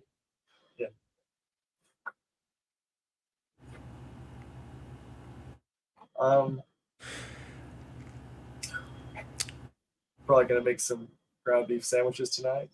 Not sandwiches, just eat ground beef. That's my nice. that's my shot from the hip.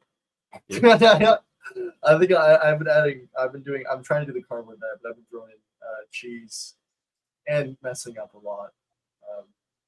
But not even messing up, just like I had a lot of chips and stuff and sliders at the thing yesterday, and then they offered me coffee in the morning, and I was like, sure. And I made breakfast for everyone, and so I made bagels and a big thing of sausage, and I think I got 3 pounds of sausage, 12 eggs, a couple onions, whatnot. It was enough for like 6 people to eat. It was only like $35, so I was actually proud about that. It was good. That's not bad. Yeah, seriously, yeah. So, yeah, I need to go for the ground meats more often instead of going for straight steak. Plus, they have a higher fat content. Just naturally, and so you know what I mean. I think what was happening is I was just trying to do steaks. I think with the carnivore diet, I think it's like 1 part fat, 4 parts or 3 parts protein, red meat. And so that might be even more than that, but I wasn't getting enough. And my body burns like a ridiculous amount of calories. You know what I mean? Like I'll eat 3 steaks in a night and like I just go to sleep. And, like 3 steaks is like $30 a day kind of deal. So like It's expensive. Yeah. But ground beef, $16. I'll eat half the thing. So yeah, that's gonna be all I have to do for now. See how long that keeps up.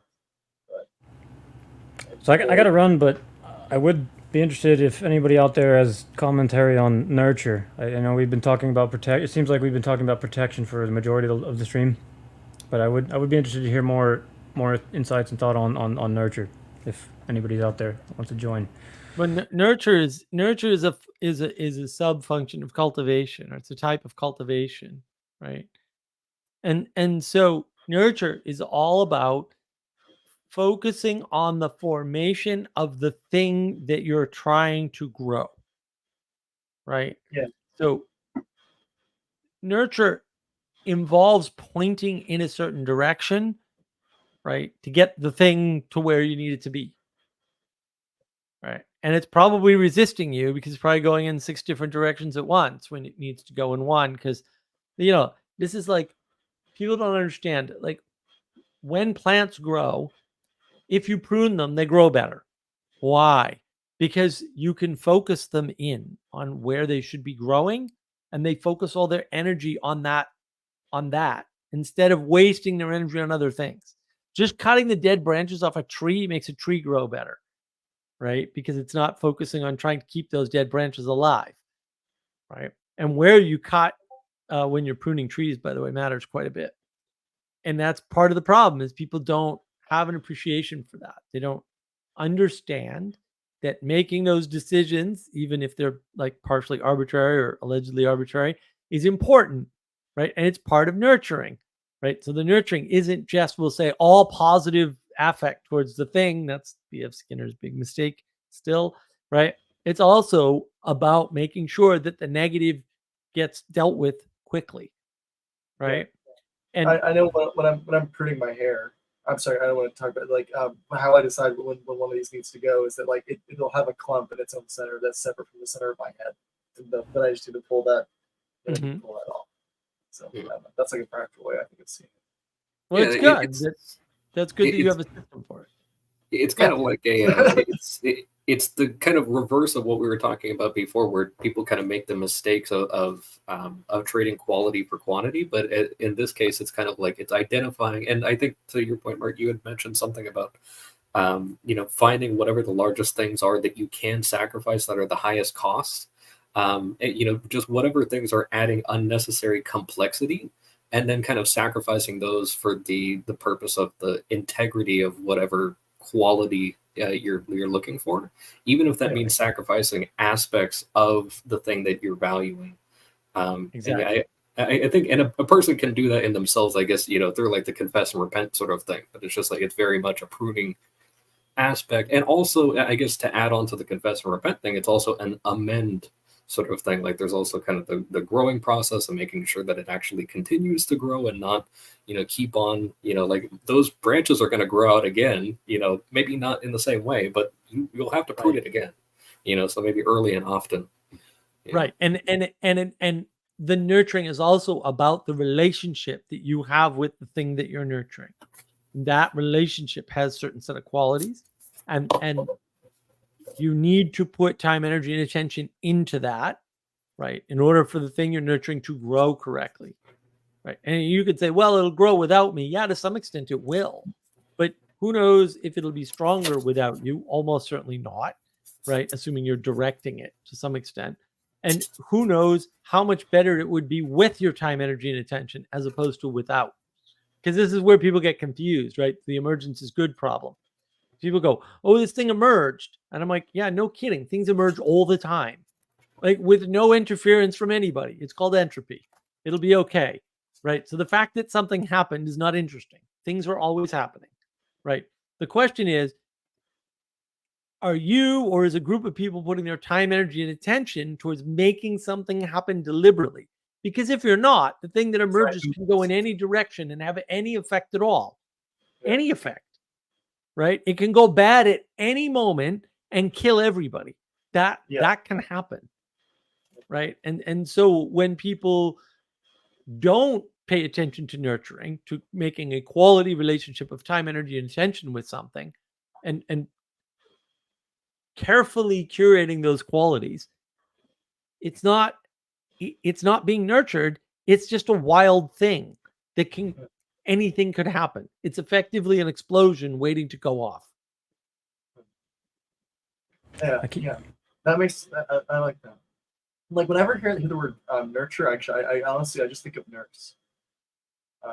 In all meanings of that word, I guess. You know what I mean? So I think of giving care, material, I guess, the thing something needs to grow, I guess, is the way I think about it. Or to heal, you know what I mean? Yeah.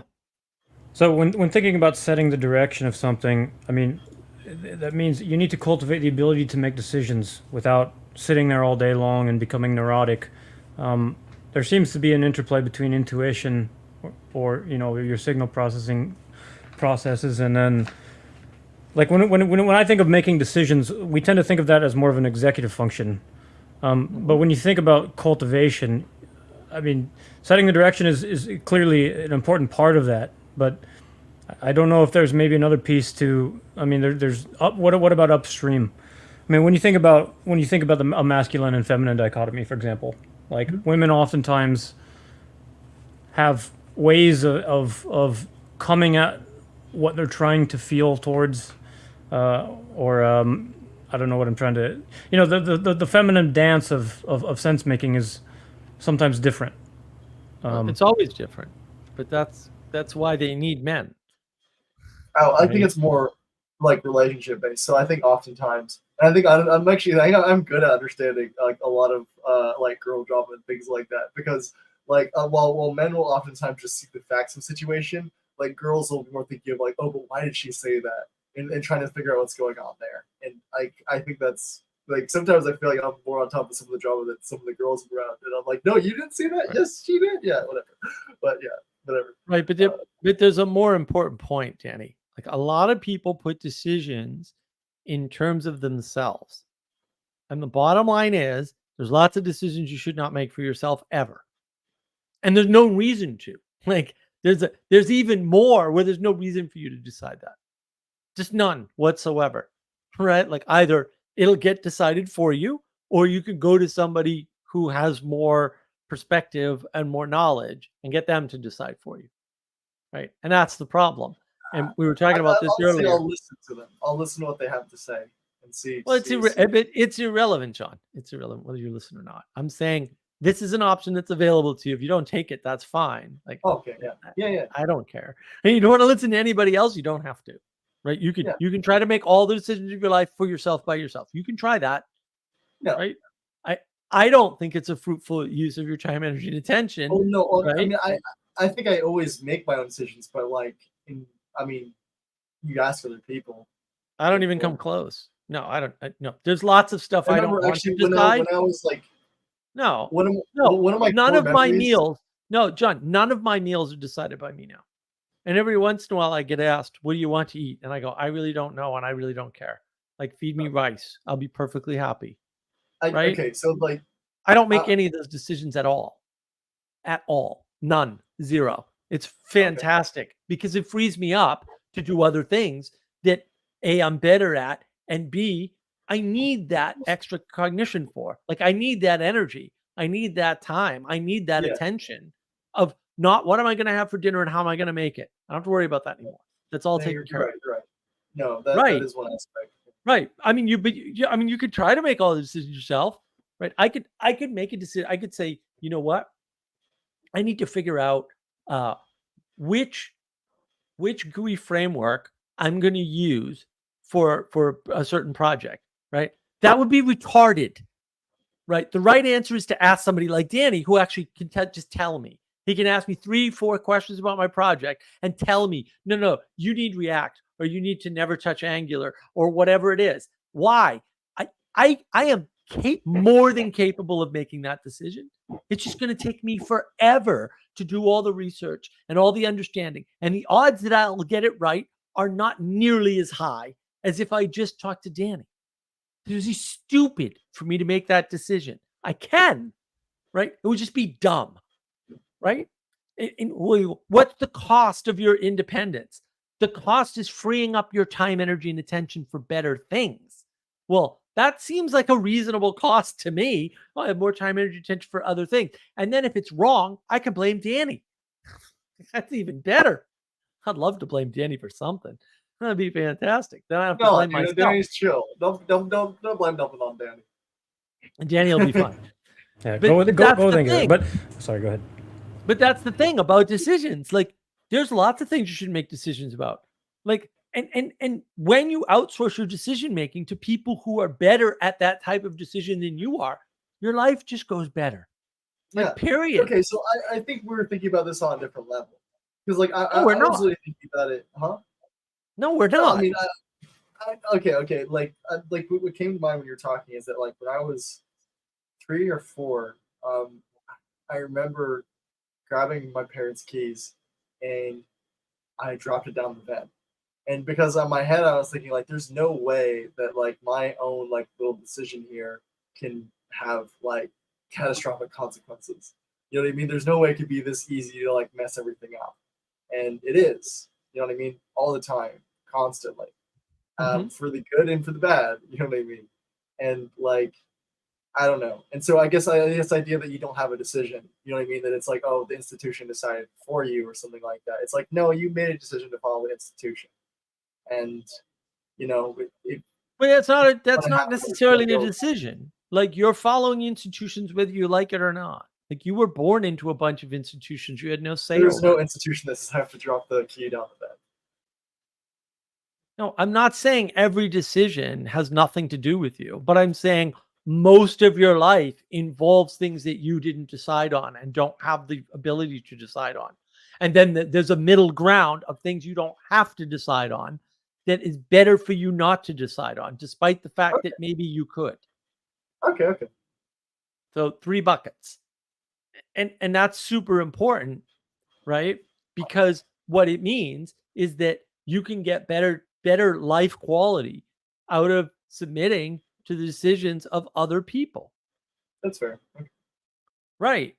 And you can always chastise yourself or blame the institution, and sometimes it's fair to do that, right, when things go horribly wrong. And like, often it's better to blame the institution when instead of your own bad decision. Oh no, it's not though in the long term. You know what I mean? It's always better to blame yourself. No, it's not better to blame yourself when it's not your fault. Oh, I mean, Okay. Well, if you didn't make the decision, then you also don't have the full responsibility. And not being responsible for everything in your life is really handy because it frees you up to but be do you think more there's a problem with responsible just for the being more able to say, important well, things. I'm just following orders. It doesn't matter what the outcome is. I'm just doing what they say to me. And so if the world goes to hell with me playing a role in it, it doesn't matter. You know what I mean? Especially this is a really important thing to think about right now because things are moving so fast, becoming so powerful.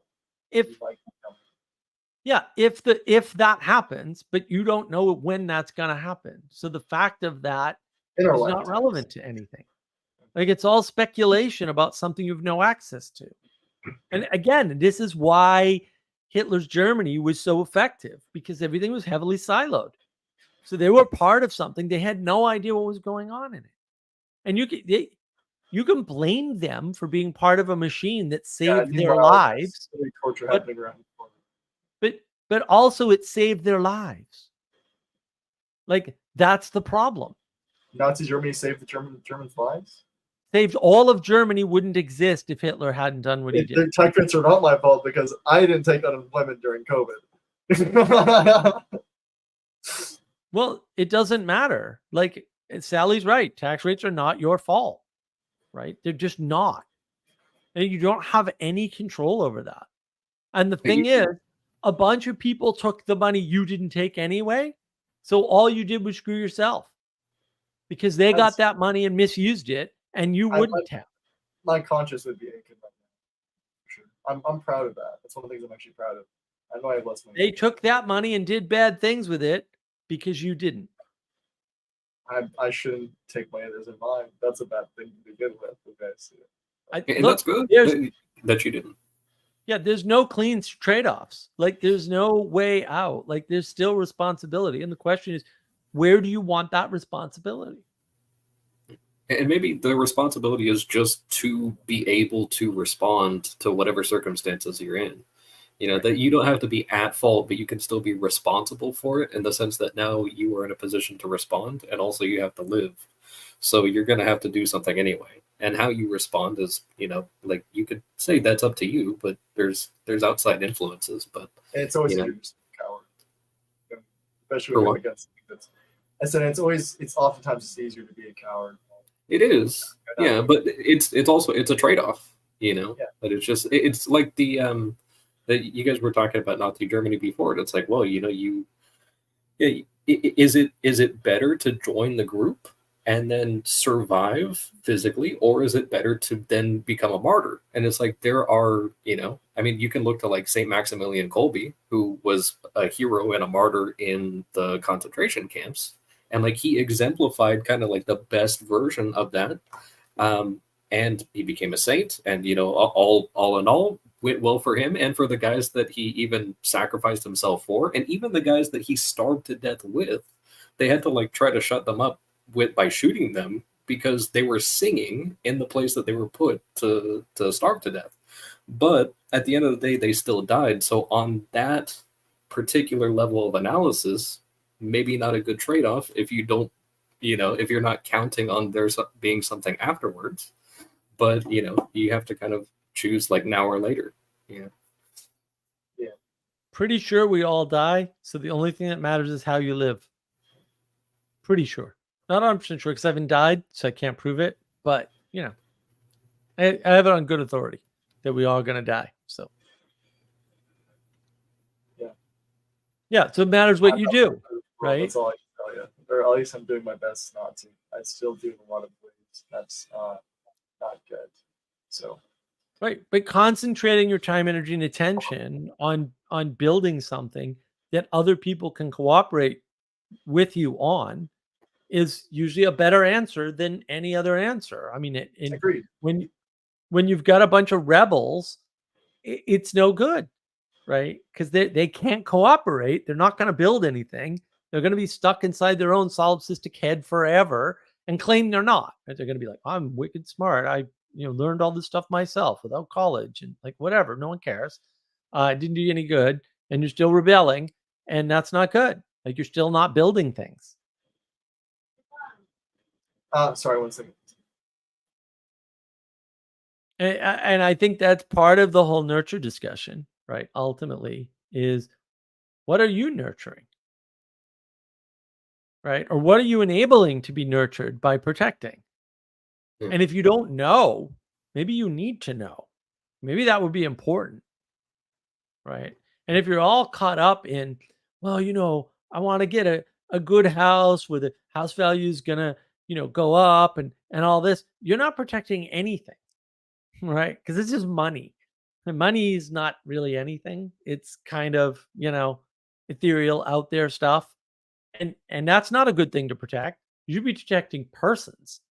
Like, I bought my house here knowing probably the value wasn't going to go up very much. I also don't care about the value, right? Because that's not what's important. The monetary value of my house is not important. The value to my sanity, because I have a pond, is very important, right? Like that's where the value is. The value isn't in the monetary amount, that quantity that I can extract later, right? Or even now. Like, that's not where the value of the house is. The value of the house is in having a pole shed I can put a floor on and then sit outside when I want to, right?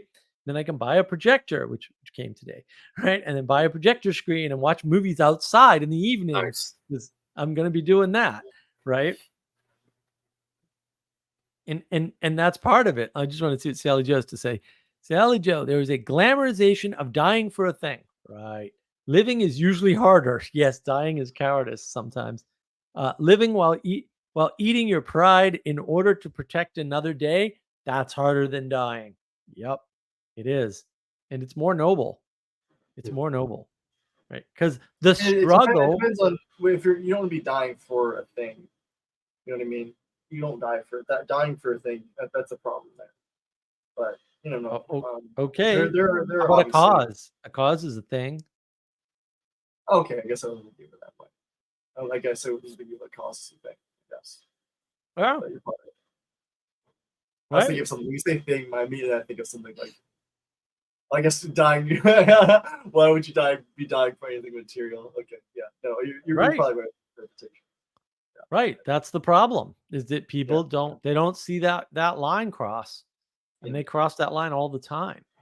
I do say, this is coming to mind twice. I had a really weird dream once.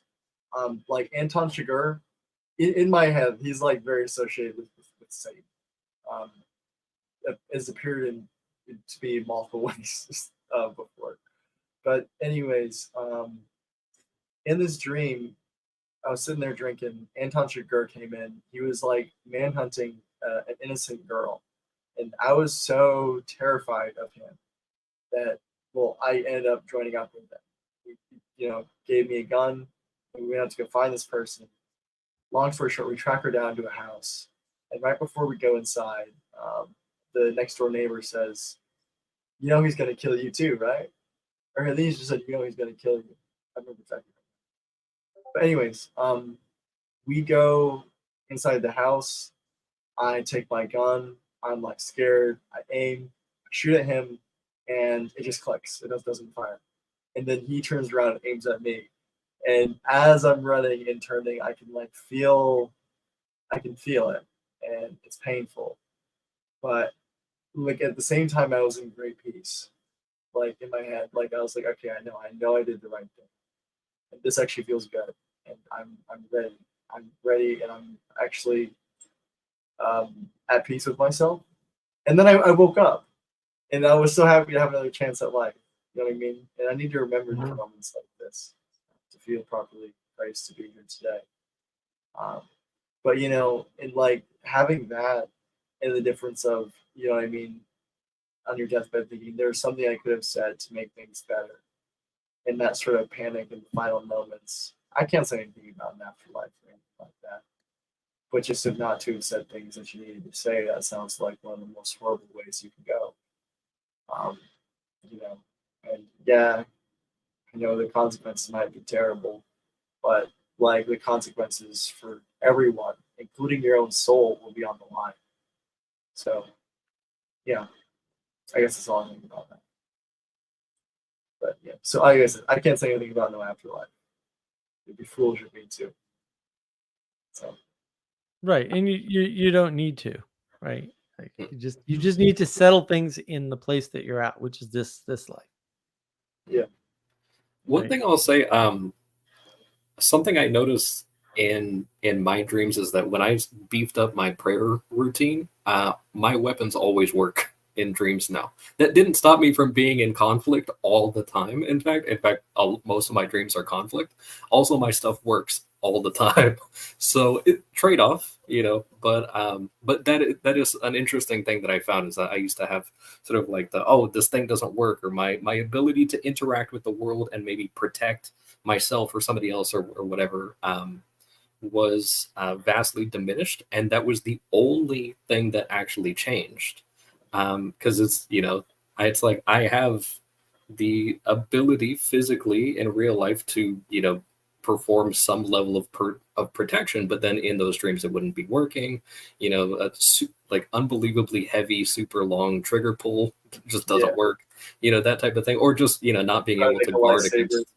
Yeah, it's like whatever it is that you have doesn't work. But something I kind of notice is that you can kind of, if you sort of spend enough time in prayer, honestly, you might even find yourself doing it while you're asleep, as if you had the ability to kind of realize what was going on. But that is something that it's like by aiming at the proper thing, that you become simplified and perhaps pointier, like a spear. In a lot of ways, I put a comment, I think, on the cost stream that kind of went into that a little bit of just kind of like a similar thing to the quality being separated out into quantity. That if you want to be more effective, that a spear is a much better weapon than a pitchfork, just because you don't have as many points. But if you kind of simplify, then you can kind of just be like, okay, what's the answer? Oh, it's always the same answer every single time. And you can automate that even in your sleep after a certain amount of time. So, yeah. that, And like, prayer is nurturing yourself. Yeah. Right. But by your relationship with something beyond you. So we're saying that between a spear or a pitchfork, a spear is almost always better. Is that what you said? Well, it's more wieldy. I mean, you can't really throw a pitchfork like as the well. pitchfork you use for grabbing hay. Yeah, but just kind of the idea of like, if you had to pick one thing, you want the thing with fewer points because it's more aerodynamic, it's easier to wield, it's better More to throw, accurate, easier to aim. It's lighter because there's not as much stuff kind of spread out and everything. So it's kind of like an embodied thing. Like, okay, I can throw this better, I can use this better. But also you go through your target. Yeah, but at the same time, the ability to grab is. I mean, I don't know. That's hard. It's hard for me to. I mean, I think it always matters for the task what you're doing. And if you're saying that more generally, there's going to be tasks. Like I guess I've never thought about it. Spears are good tools as weapons, and pitchforks are not good tools as weapons. Yeah, if I were facing down Anton Chigurh, I'd much rather have a spear than a pitchfork. Is I guess what I'm saying. I guess I don't know. I think it might be better to drop both and run in that situation. If you can. Advantage.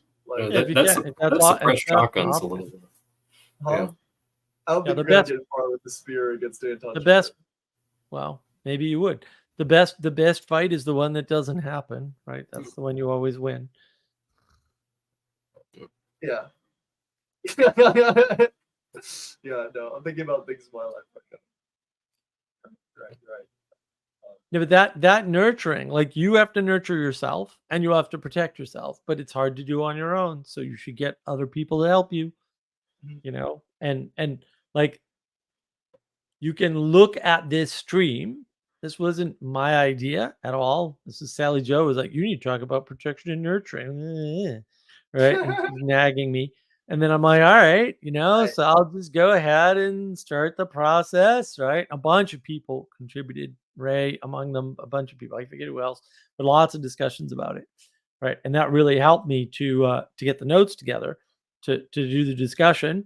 And, I mean, Danny has a point. Obviously, I can't talk about nurturing as well as if we had somebody who's a female who is nurturing, that would work better. And that I can only create the space, right? So I create the protective space of the live stream to have that discussion, right? And so you can see how both work. right? And then I nurture the discussion along, right? Like it's not impossible, right? But it doesn't happen without a lot of people.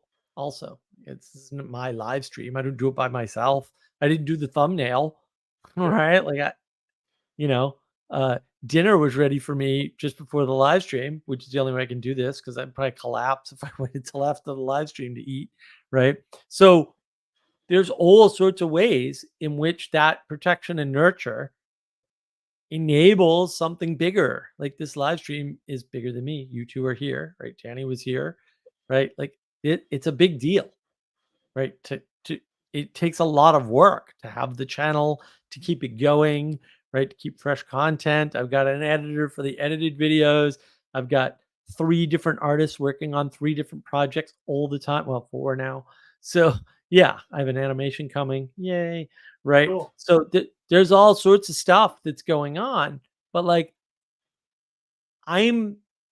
my project of navigating patterns, the channel, is the protection that allows people to come in and do stuff. It also provides boundaries so they know what to do, right? Like we have certain themes, like we have a nautical theme going on, right? Navigating patterns, navigation. It's all about ships for me because I'm a sailor, among other things, right? Why do I do a live stream as a pirate? Well, that's part of the navigation. I'm not a pirate in my recorded videos, right? This is all the thing that enables that is the protection. It's the exclusion. Am I right? But am I gonna come on and do like a comedy sketch? No, I'm not. Like that's not my thing. Right? I'm excluding comedy from my channel, right? And the number of things you exclude is huge, right? The number of things you allow is small. And that allows those things to get nurtured because you can focus your time, energy, and attention on those things. All right. That's part of the advantage of the protection is that the nurturing is well bounded. And that's what allows nurturing to be in the proper direction is the bounding of the nurturing. The bounding and the protection are the same thing. Right. And that's really important to understand. Otherwise, if you drop the boundaries, you can't nurture anything. And then things get out of control. Right. And the immigration discussion in all the countries is the same thing. Right. We can't nurture our country and provide for our people when we keep increasing the number of people and they all have different needs because they're from different cultures. Right. Like that just doesn't work. It works for a little bit, right?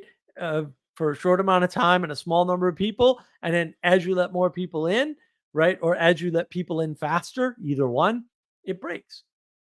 And where is that breaking point? I don't know. I don't know if we've reached it. I don't know if England's reached it. I don't know if France has reached it, right? But you don't either. And it might have already passed. Like the damage might already be done. And that's that's a huge problem. That's why the protection is important. You've got to protect your identity. You've got to protect your ability to nurture, right? You have to protect yourself against yourself, right? You have to have people help you protect, right? You can't protect things by yourself, right? Sally Joe, structure that can bear weight, right? Well, structures bear weight. They bear more weight than not structures. Not structures are just chaotic things that flit in and out of existence. International hello crisis. There is an international hello crisis. That is for sure. Right. And that's the problem. So what do you do? Oh, we have all of these immigrants. We need to teach them our culture. We need to teach them it's not okay to rape people, for example, in England. That's what they're doing.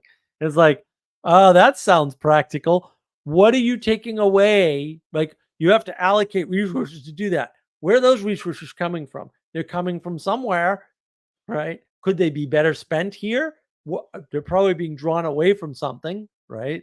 Like your National Health Service, right? And then what's the impact of that, right? And then now the taxes have to go up because you're going to pay all these people for cultural training, whose effectiveness is going to be questionable at best. And everything's like that. What are you nurturing? That's a good question. And if you're not nurturing it, who is? And if no one's nurturing it, it's just a bomb waiting to go off.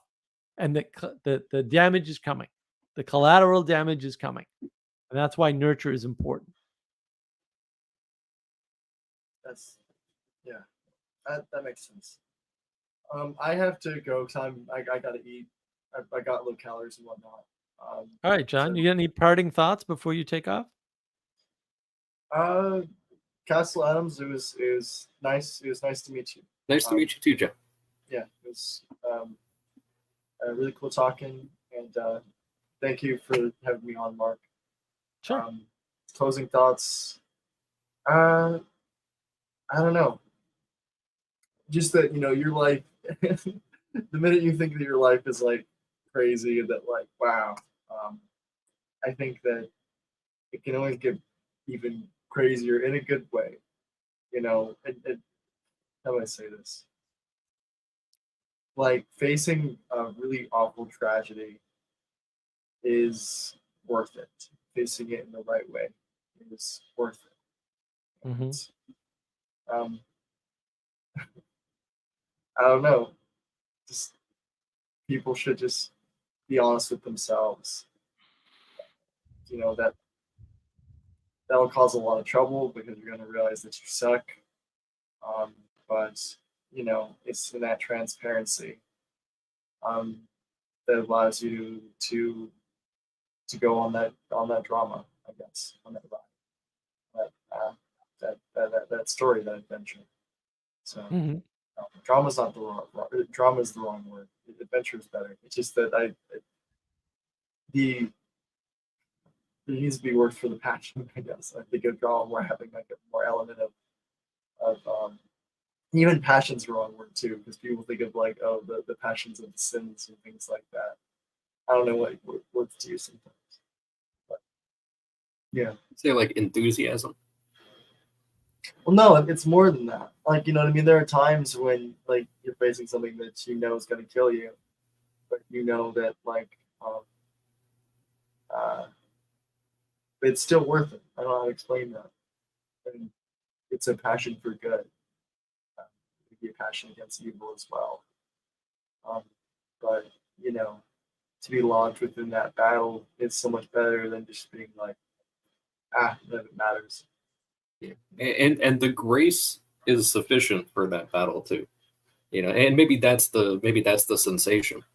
Grace. It's like, yeah, that it's the grace to fight that battle, even if it means your death. Like it's sufficient to get it done. And maybe, yeah, I wouldn't use the word grace, but yeah, you're right. You're right. You know what I mean? It's operative. Like maybe that's not the exact like sensation or something like that, but perhaps that's the thing behind it. Yeah. I mean, yeah, it's certainly something. And in my experience, you realize that like, oh, this is why I'm not Christ, because like, I don't know, like I can already like you at least you see that there are limits. You know what I mean? Like this is so terrible, and like, although I'm not gonna, I don't know. Well, I guess what was the thing? I haven't read anything like through like there was the disciples were out there like healing people and casting out demons and everything, and they came back and they're like, look at all the cool things we did. And Jesus literally says to them, you should count yourself as useless instruments. And I mean, he basically could have just held up this mug, as soon as they go and they're saying, oh, look at all the stuff we did. It's like, sorry, dude, like, yeah, that was emanated down to you so that you could perform a certain function. And you should, I think he even says like you should just say something to the effect of like, I'm just doing my job, but it's just kind of like, this is the responsibility. And I think the example he used is like a servant after finishing serving the people at table doesn't then go and recline at table saying how good of a job they did or something. That it's just like, oh, just another day, just getting it done. Yeah. Yeah. Well, no, you should never like being an instrument of Christ. That's the greatest thing you can ever wish for. Yeah. Well, I think Manuel Post has some like really good videos. I think the last one he did with Ahmad was really, really good, and he was brutal to Ahmad a couple of times too. But it was fun. You can tell they're good friends and everything. But it was like, oh my gosh! But it was very entertaining. Okay. I sorry, I have to wait. Who's Aquapod? Real fast. Sorry, what is that? Oh, sorry.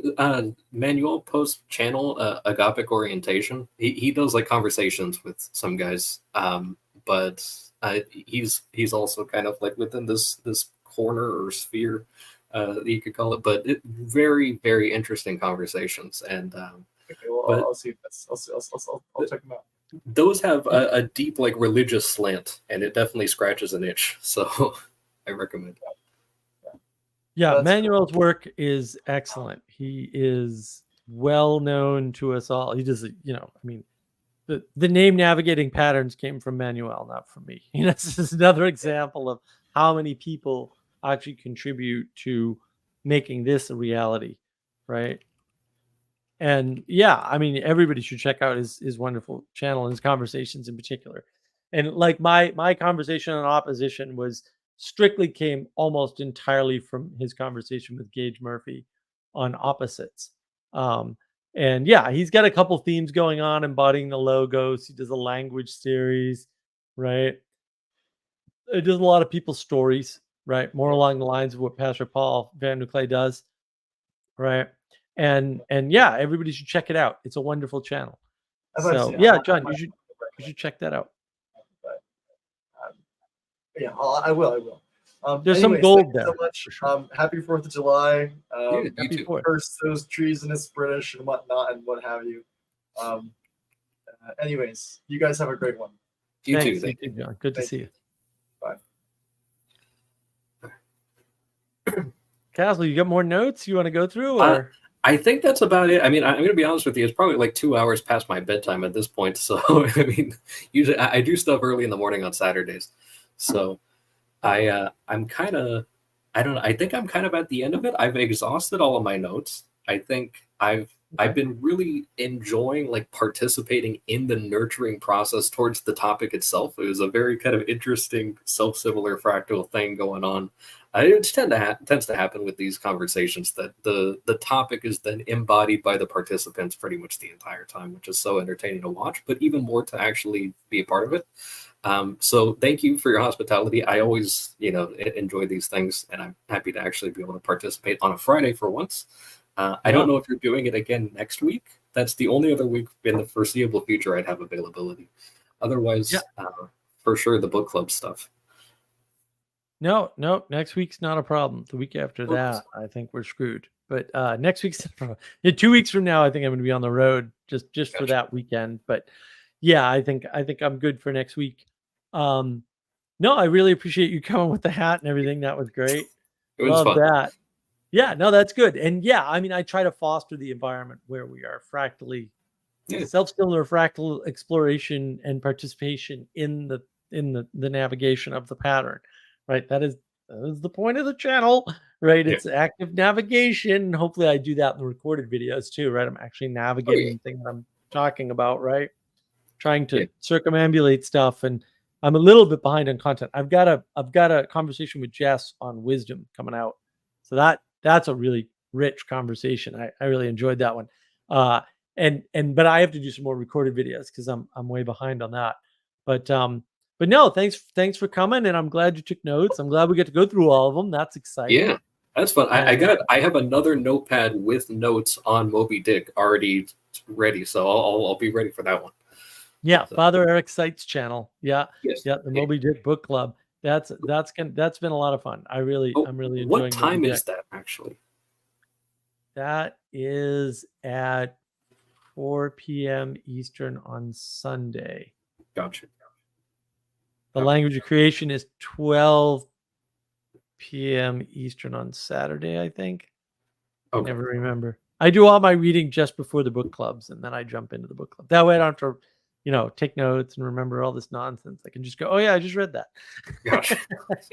Plus, I have a trick. I'm just going along with what other people talk about. I usually don't raise things on my own. So That's fine.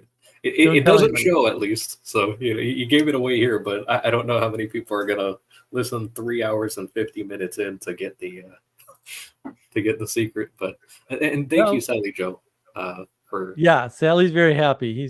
She's happy that you came in to walk through this with us. It was a lot of fun. Thank you for the topic. Oh no, yeah. No, it's a good topic that Sally came up with. Do you have any topic suggestions for next week, Castle? Or I'm not entirely sure. I mean, I think there's something. Well, I don't know. I'd have to think about it. I feel like I know that there's kind of like the dreaded hierarchy one that you were going to do, and then I wanted to, I guess, kind of eventually pick your brain on how to translate into like seculese, if you will. The idea of like when the pastor is struck, the sheep will scatter, that sort of thing. And it's like, oh, is there a way in secular terminology that could be better presented that people could understand? Like, oh, if you attack the principle, then, you know, I mean, I could do it with one of Mathieu Pajot's pictures. I could literally Right. point to it and like I know, but I don't know how to put that into words, you know. yeah, So yeah, I in gotcha. words that aren't religious, I guess is a little bit difficult. But I don't know if that's sufficient for a topic. That's just something that was on my mind. I'll have to think about that. First, I don't know your reference, but I can fix that. I got Father Eric and stuff. He can help me. But yeah, putting things into secularese is really easy when you don't have any of the other language, which is my Yeah. advantage. Fair enough. Oh yeah, it's I the don't know same these thing. other It's words. the simplification for the purpose of, you know, just kind of focusing the point.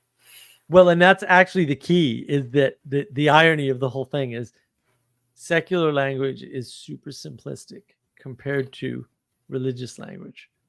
Yeah. Don't tell the secularists that. They'll get all upset that they're the idiots in this equation, but actually you're the idiots in this equation, right? And that's usually the problem, is that the religious language is so rich because it contains poetic information. And Yeah. once you're used to poetic information, it's very easy to use these terms because they connect to everything and they convey, like a religious term conveys so much more information than a secular term. It's not Yeah. comparable. It's I almost think- like it's almost like it's not even it's almost like it's not the same form of communication, even though they're both propositional. Yeah, like I think you'd made a comment at one point on like Bishop Barron's preaching style and how it's just that he's using a certain language that's just kind of not going to get through the heads of a lot of people, and that it's like I'm immersed in it, and so I can listen to that and be like, oh yeah, I totally get what he means. But Preaching also, to the choir, though, that's the problem. Right, He's preaching to exactly. the choir. Yeah, and it's like he has the audience, and maybe it's a nurturing thing, you know, but also it's not necessarily going out and like annexing new territory. It might be, Yes, to No, some it's- degree, but it's definitely maybe it's not. only to Peterson's the people doing who all are that ready work. for it. It's like I think Manuel had a comment that he made at one point where he was like, oh, you know, the sheep know the shepherd's voice or something like that. It's like, even if they're not in the thing, it's still kind of like a preaching to the choir, but they're just kind of like potential choir people that are already looking for a particular thing. So yeah. Well, they're opened up to it. Like I think the sort of the Peterson moment, if you want to put it that way, check out petersonsphere.com for a timeline, right? Because reading the timeline that I put together, I didn't put the graphics together, but I put put in the research for the actual timeline in order, right? Reading that timeline, you should see the pattern of what he's done and the pointing. And then of course you engage with the videos on navigating patterns about Peterson, you can probably get a pretty good sense, although I probably should do 2 more videos on his tricks there, but you can probably get a pretty good sense for what he's doing and how he's accomplishing it. Right. But a lot of it is about pointing, opening up possibility, and just taking people's wandering attention and putting it in a place that allows them to embody that greater way of thinking. Yeah. That more reciprocally opening, if you want to use Vervaeke language, way of thinking about things, right? Which is that embodiment of the poetic informing of the world and why it's important. Right. And yeah, there's a bunch of tricks there. There's a bunch of them though. And I don't think too many people have this understanding at all. Like they really don't get it. Right. It's just that there's too many steps in between that you see like, oh, they're right there. Like they could just make the leap, but it's like for them, they really do need to kind of tippy-toe their way through a bunch of little things. And it's Right. like they don't even have the structure to support the idea. I guess also kind of like a language of creation thing where it's like you don't have the kind of the understanding or the kind of experiential You won't understanding to be able to even access the. you won't get into the book because of that word. Yeah. Yeah. right? Like you have to submit to the idea that there was something here first, and Right. that you were born into it, and that immediately puts you in a position of being beholden to the people that came before you that you've never met, that aren't even related to you, that built the world that you're in, because you didn't build the internet, and you're using it. You owe somebody a debt for that, for sure, right? And it's not a monetary debt. And a lot of those people are dead. So, right? I mean, and your electricity, somebody runs all that, you know, right? And people die running that for you. Yeah. Like electrical line work is dangerous stuff. Yeah. They lose people. Yeah. Yeah. And around here, everything is held together basically by like sticks and bubble gum, and like it rains so much that the infrastructure is kind of like it's a patch job for sure. So right, and but you have to have the attitude that all this stuff came before and it matters. Yeah. And that it shaped you, and then it shaped you in ways you can't break out of. And if you can't understand all of that, and that's a lot, and there's more, but at least all of that, you're not going to acquiesce to creation. And if there's no creation, why do you need a language of creation? You're never going to read the book, right? And look at the pretty pictures that would explain so much about the world to you, right? Or if you're too stuck in, well, this book is full of propositions, which, it is. It's a book. It's full of propositions, but almost all of the information contained in the book is in the pictures. Yeah. Right. So you have to know that and trust that and engage with it. And Manuel lately has been saying like, wow, I read the book because we I've read the book too. We read it a couple of years ago or whatever. Right. Wow, this second time around, there's so much more here. Oh, isn't that weird? Right. Yeah. You have to be open to that possibility, right? That you're going to read it and not understand a bunch of it, right? That you could understand, and then, read it again a year later, 2 years later, after a bunch of things, and then see even more, right? Oh, yeah. And same with the Bible. And people don't believe that. They believe like, oh, you read a book and once and blah, blah, blah. And maybe there are some people that can do that, like me. But most people can't. I can't do it with language creation. Like I'm coming around the second time going, I don't know how I missed all this. This is a lot of stuff to miss. But boy, did I miss a lot of. You can't. Yeah. You can't do it. Like Mature's a genius, Yeah. and he's really got this dialed in, right? And so you read that book, and it's like, wow, there's so much here. It's nuts. And then when you engage with it, because it's mostly not propositional stuff, it just opens you up. There's the reciprocal opening again, right? Oh yeah. You get opened up through the pictures, not through the words, and you just make these connections. But if you don't believe in creation in a certain way, if you just say the word creation, you got to explain to me what you mean by creation. You're not going to engage with the book. Right? It's the same with Peterson. Like if you just take people's word for what they say they believe and not actually look at what it is they believe, you may not be able to communicate with them at all. Yeah. And that's the danger. So I'm glad that you've taken the time to be able to come into this and taken the time to, costume up, as it were, and become a scallywag, which I very much appreciate. So I think that's good because everybody that comes on the stream is contributing to the project, right? And nurturing things, right? So you've seen form of nurture in participation, whether it's comments in the live chat, a lot of them from Sally today. Well, it's her stream, really, not mine. Right. But, it's important to have the feedback and to have people participate. And like, if you come up with an idea, reach out to me and I'll consider, doing a live stream on it. I try to get the live streams locked down by Wednesday. I've been known to abandon work, on Wednesday that I was doing before that, in favor of better live stream ideas. But I try to dial it all in at least by Wednesday, so that I have time to do the notes and make sure they're in order. Right, ordering was the big problem today, and get them all prepared and stuff. But like, you get until Wednesday morning. So if you come up with something, let me know. And in the meantime, look, I appreciate everybody watching. hopefully a lot of people will find helpfulness in understanding these concepts and the trade-off involved. Like, you can protect or you can nurture. You can't do both at the same time, and you don't want women doing the protection because they're not as good at it. It's more work for them. And who's going to nurture while they're protecting, right? Like, not me. I suck at that. You know, lucky I can communicate it all with anybody.